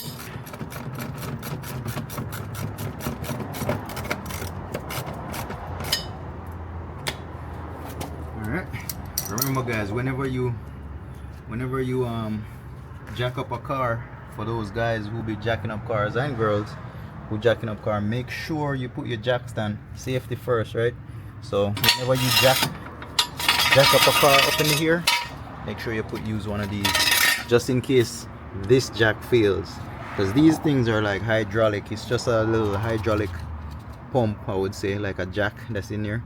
When you pump this, fluid lifts this up, right? So if there's a leak in this jack, or it breaks, or whatever the case is, this will just let down by itself, right? Without you releasing it, and then the car will come down on you, right? So that is why we use a jack stand, safety jack. You put that on the car, for those who don't know. So let's let this down. So this is what would happen if we let it down. I'm gonna put the wheel on and then let it down, and then you'll see what it does. So let's put the wheel on first.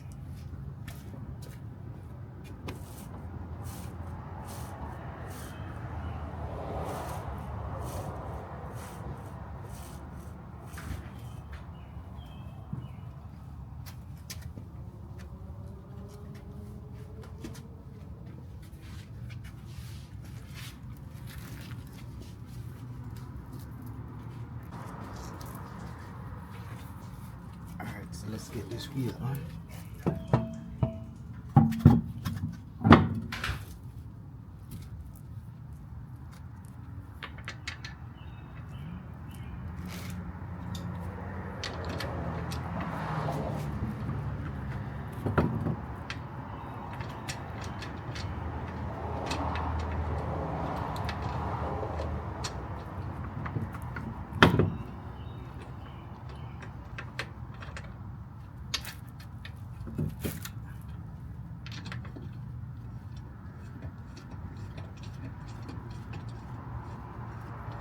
So most of these European cars, I noticed they have, or not notice, I know they have bolts to hold this on instead of nuts, right?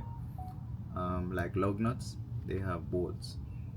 Mercedes have it like this. I think Volkswagen, Audi, I think is like that. BMWs have it like that. German cars, they use bolts, lug bolts instead, not lug nuts. I guess it works because all these cars comes with it like that, and they don't fall off every day. So I guess it's strong enough, or maybe stronger than a nut and a stud. You know, normally you have the stud sticking out like this. You put the wheel on and you put a nut on it. In this case, it's a bolt. There's no stud sticking out. So that's something that many people probably don't know. Only mechanics and guys who tinker with cars will know that, or maybe someone who owns a Mercedes. But the typical person will probably just know that there's a lug nut. Alright, so we got the wheel on. I'm gonna snug it a little bit. And once I snug it a little bit, I'm gonna let it down, let the jack down.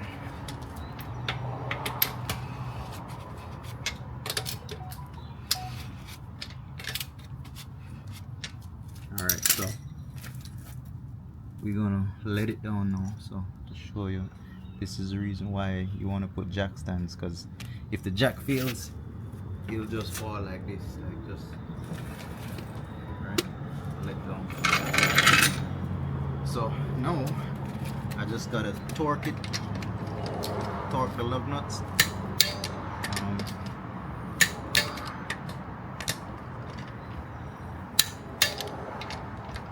You want to do it in a crisscross pattern.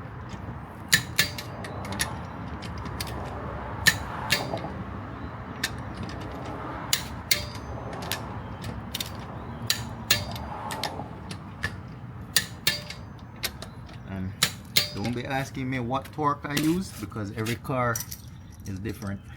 Different manufacturers use different torque. As I said, this ain't no how-to video. Google pretty much tells you everything, so you could, anybody needs to know what their car need torque, you just Google it, or look in the manual or something, or call the dealer. You could find that information lots of places. The manual that comes in the car may have it as well in some cars. So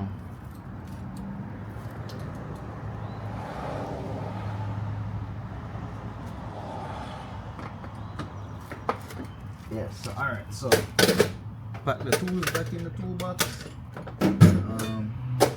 Sensors changed. I'm just gonna roll it, like drive the car and see if it goes away, and then I have a scan tool. I'm gonna reset any codes that's in there. So let's do that now and see if we fix the problem.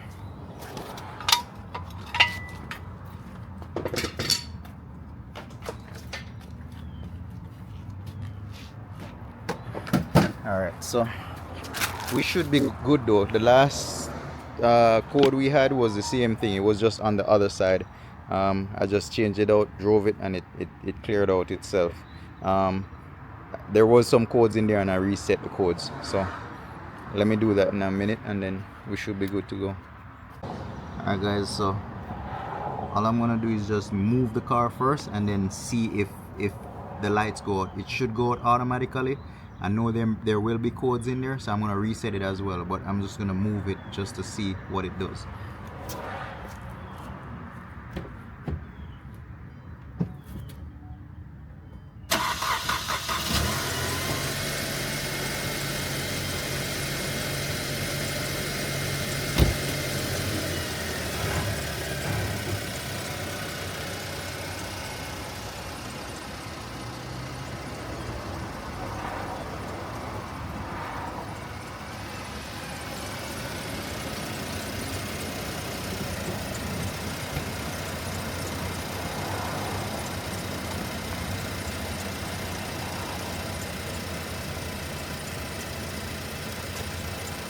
Alright, so I'm going to take it on the road. That move won't, I don't think that's going to clear it. I have the scanner right here. So I'm going to plug it up and scan it and reset what needs to be reset. So let's go.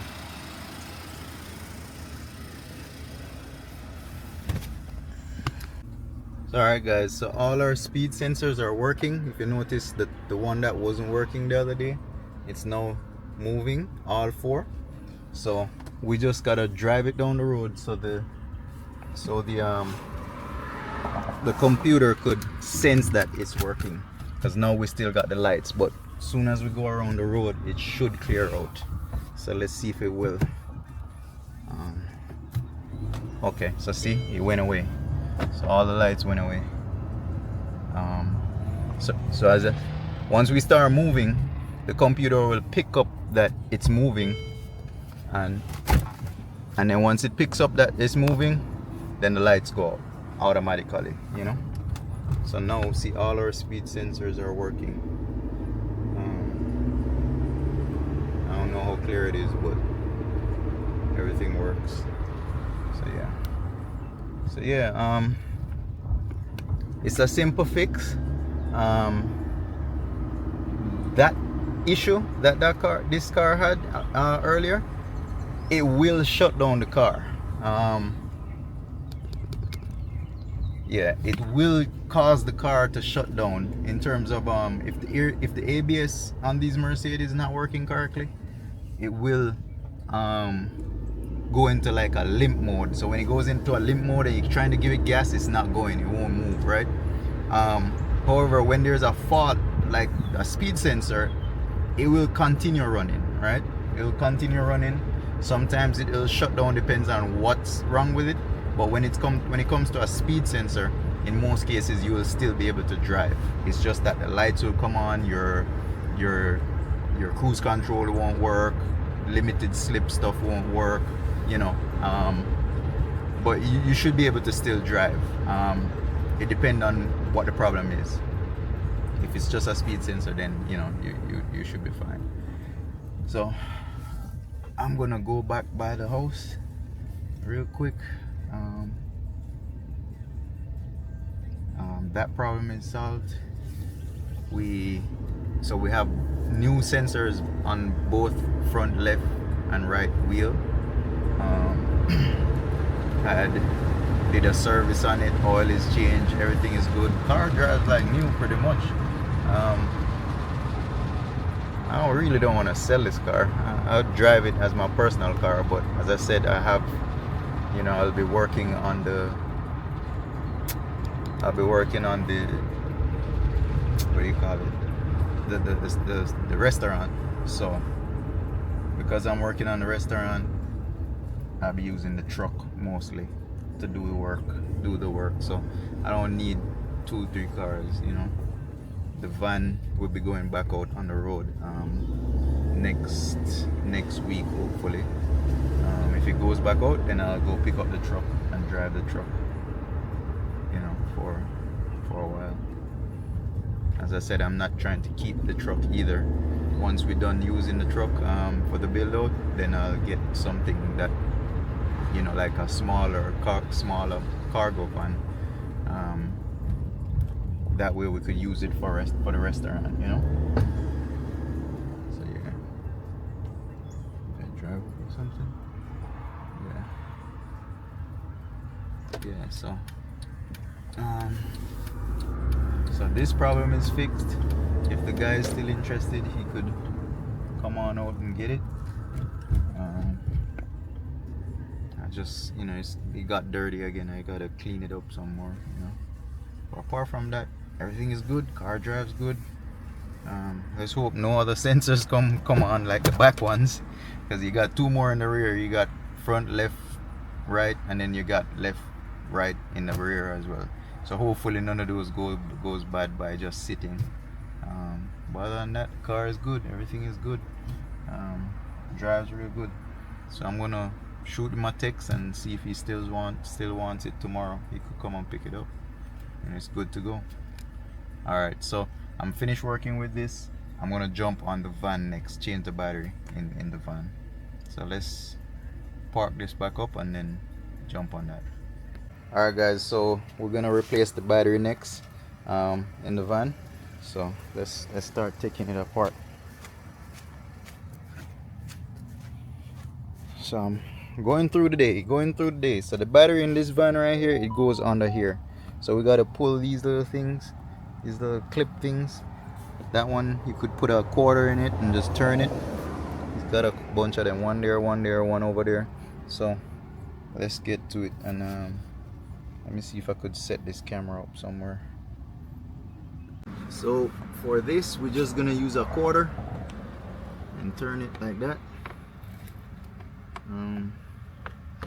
It's just some little plastic clips that locks in. Alright, so we'll just lift it out like this.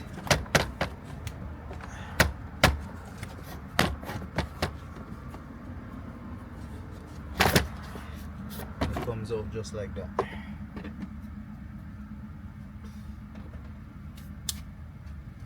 As far as the terminals, you got this middle bracket right here. This bracket is just a hold down bracket, so what it does, it holds the battery in place so it doesn't slide all over. So you gotta get that bracket out, off, or out. So that's all this does. This just holds the battery in. So got a bolt right there, and this thing comes out, and this comes out like that. And then as far as the terminals now, the battery leads, you got the negative and the positive. You just gotta take this piece off,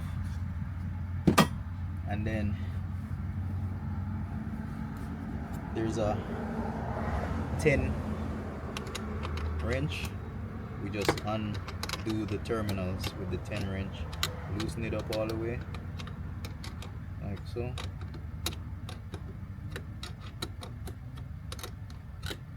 And once we loosen that up right there, we're gonna, this one is a quick release. It's got a little quick release handle on it. So once you pull this quick release, I'm gonna show it to you.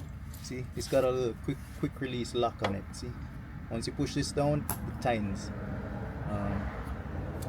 So that's all that is, pretty much.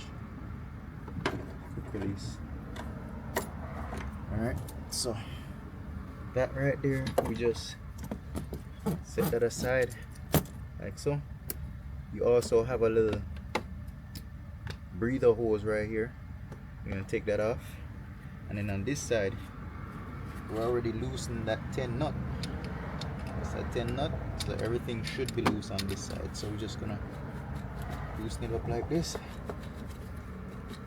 Here we gotta loosen it up some more.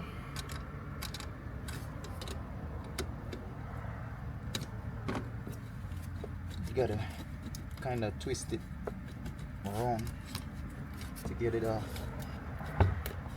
It's stuck on here. Yeah.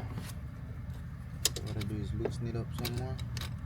And once it's loosened, I'm gonna get me a flat screwdriver.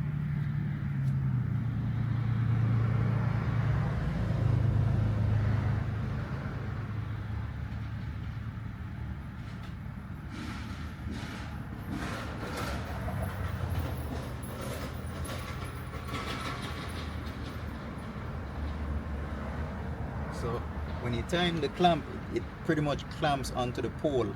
So when you take that nut off, it just still clamps. So you gotta, you know, just kind of open up that clamp a little bit to get it off. So right now I'm just trying to loosen the clamp. That's all I'm doing. Let me loosen up this nut some more.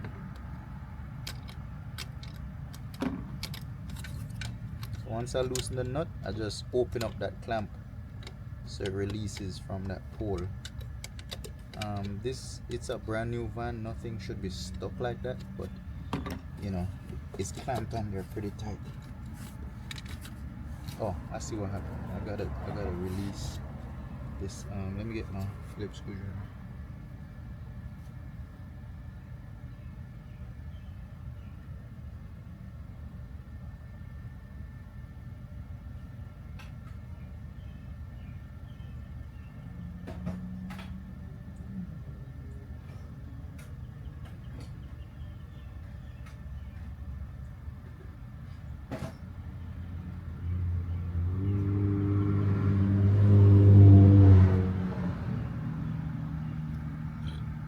So there's another clamp that we have to use a Phillips to take that clamp off. The clamp just holds this whole assembly to the battery. I gotta take that clamp off. Once we take that clamp off, then we should be able to remove everything.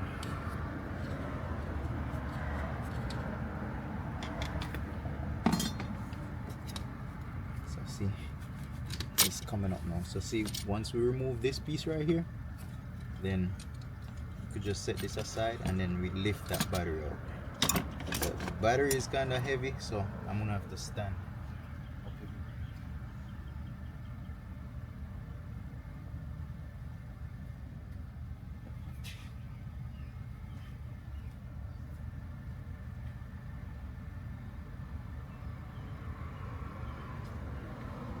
So it has handles, so it's got handles on there. So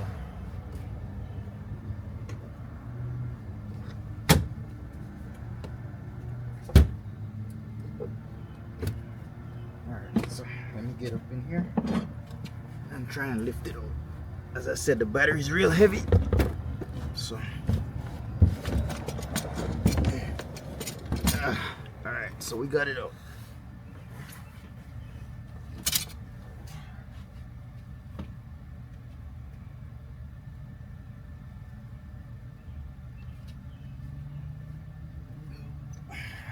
Let's put our new one in.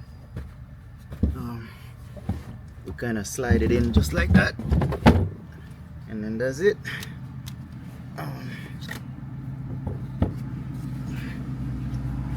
So once it's kind of centered,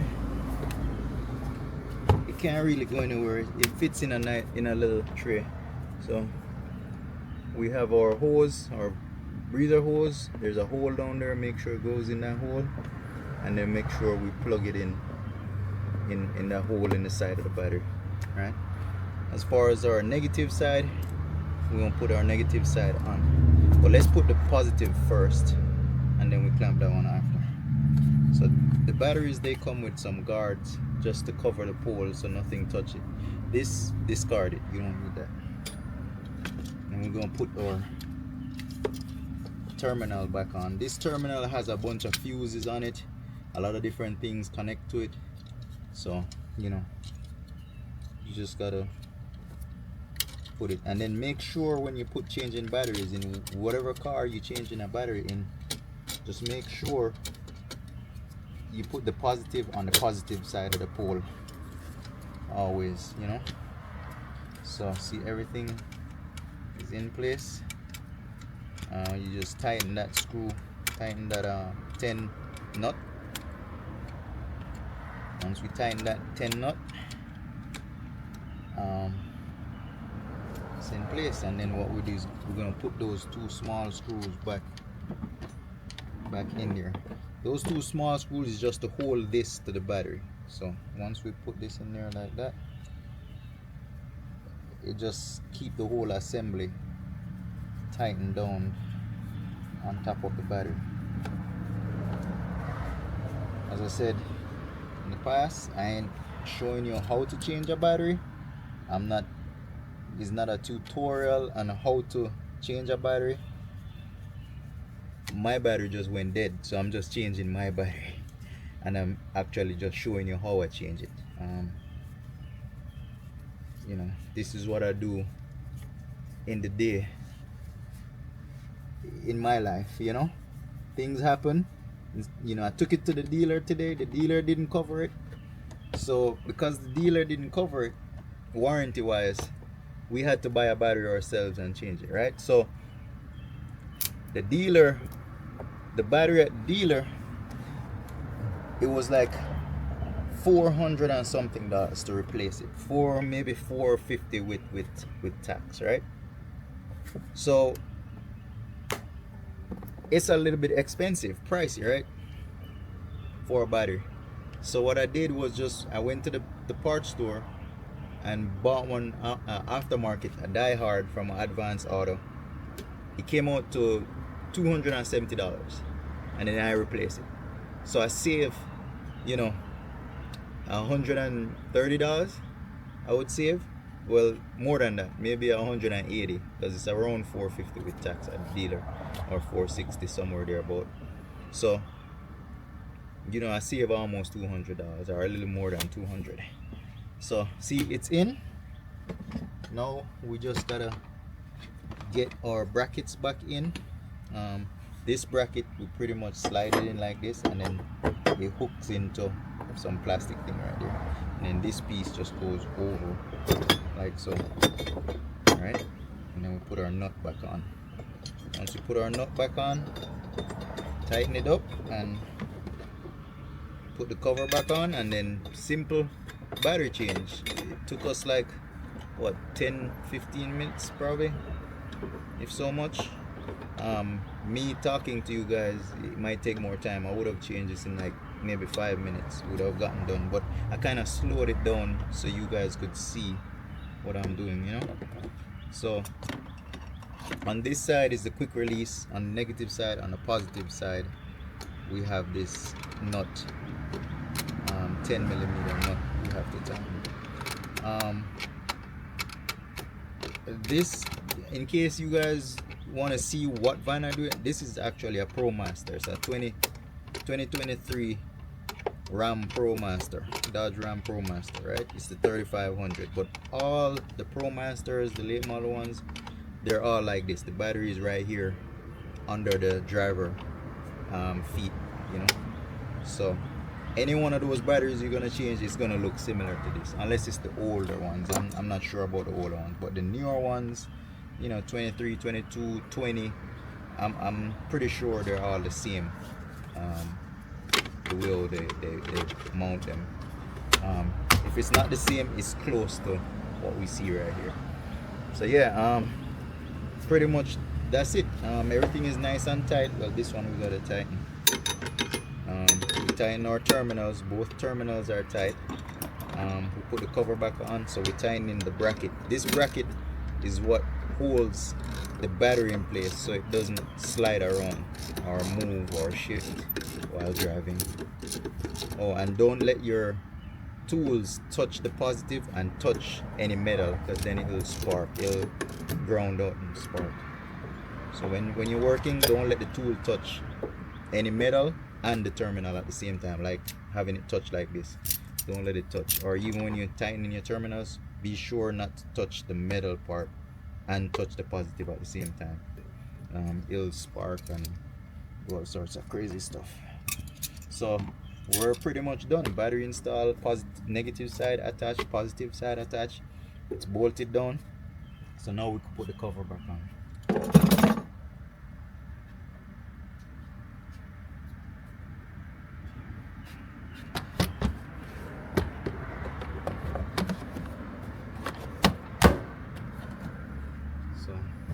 Just one twist clip right there, and then you use your quarter. I'm using a quarter, you could probably use a dime, and just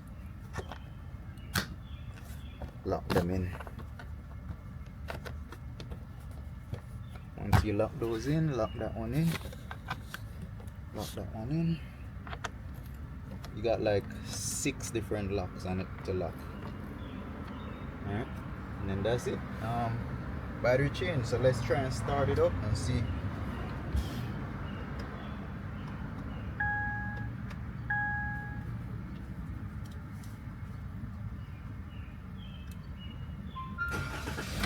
Okay, so started nice and strong. It wasn't starting slow like the other battery. The other battery, I pretty much I tested it. I did a load test on it. So now we're started and everything. I am gonna check the codes in this van because the battery was low.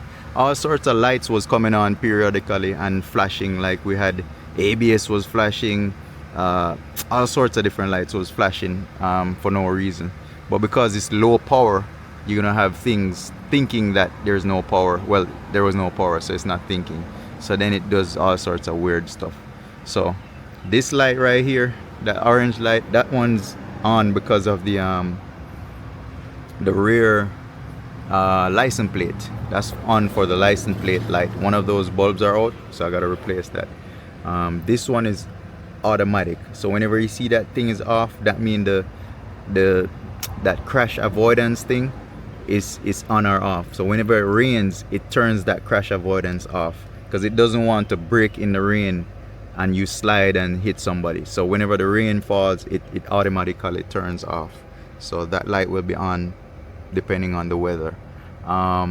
You know, the brake light already and the seatbelt light. So we're gonna change that bulb. I'm gonna take it out and see what kind of bulb it is, change it.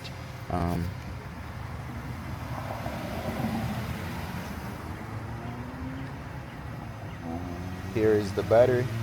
So as I said, I did a load test on this battery, and apparently one of the cells are bad, so it's not charging. It charges sometime, it doesn't charge sometimes. So I had fully charged it and then do a load test on it, and it went dead instantly. So that's telling me one of the cells are bad in the battery.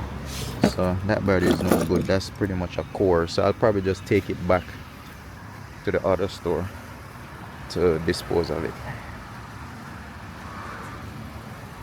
Yeah, so let's put our tools back. This little toolbox is my little handy dandy toolbox. It handles everything automotive, small jobs, you know. Anything small, this one will handle it. Anything bigger that needs bigger tools, I have a big box over there with all the tools you would need, you could think of, to remove engines and rebuild engines, do all that stuff. But that little box is just to do like brakes and small stuff, you know. So here's the scanner right here. We're gonna scan this truck, see if there's any codes in there. All right.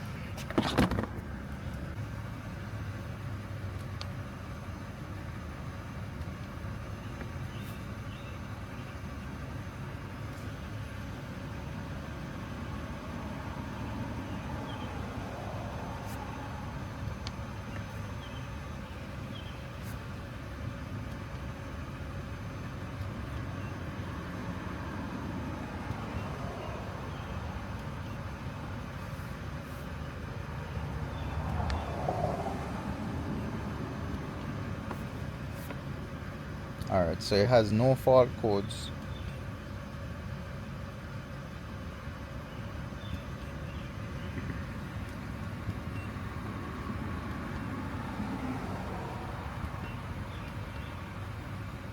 Yeah, I'm not seeing any fault codes in here. So all those flashing lights and stuff was just because of low power, pretty much. So let's see if we could get in. Yeah, there's nothing in there when we read it. Yeah, so there's no codes on.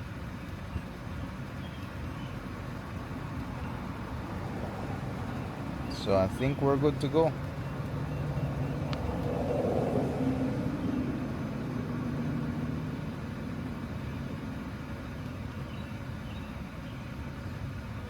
Okay, so we're good to go. There's no scan, there's no codes in there. The van pretty much starts and stops real good. Let's see. Turn it off.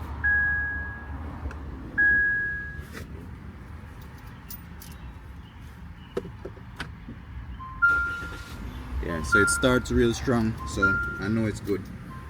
Before it was like struggling to start, you know.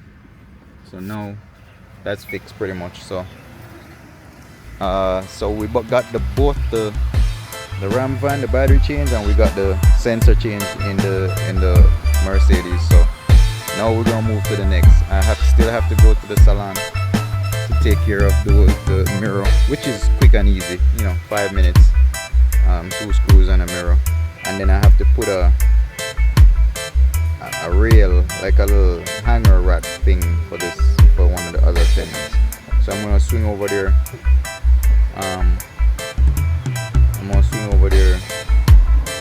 Later on and get that done. But as far as the vehicles are done, so we good to go.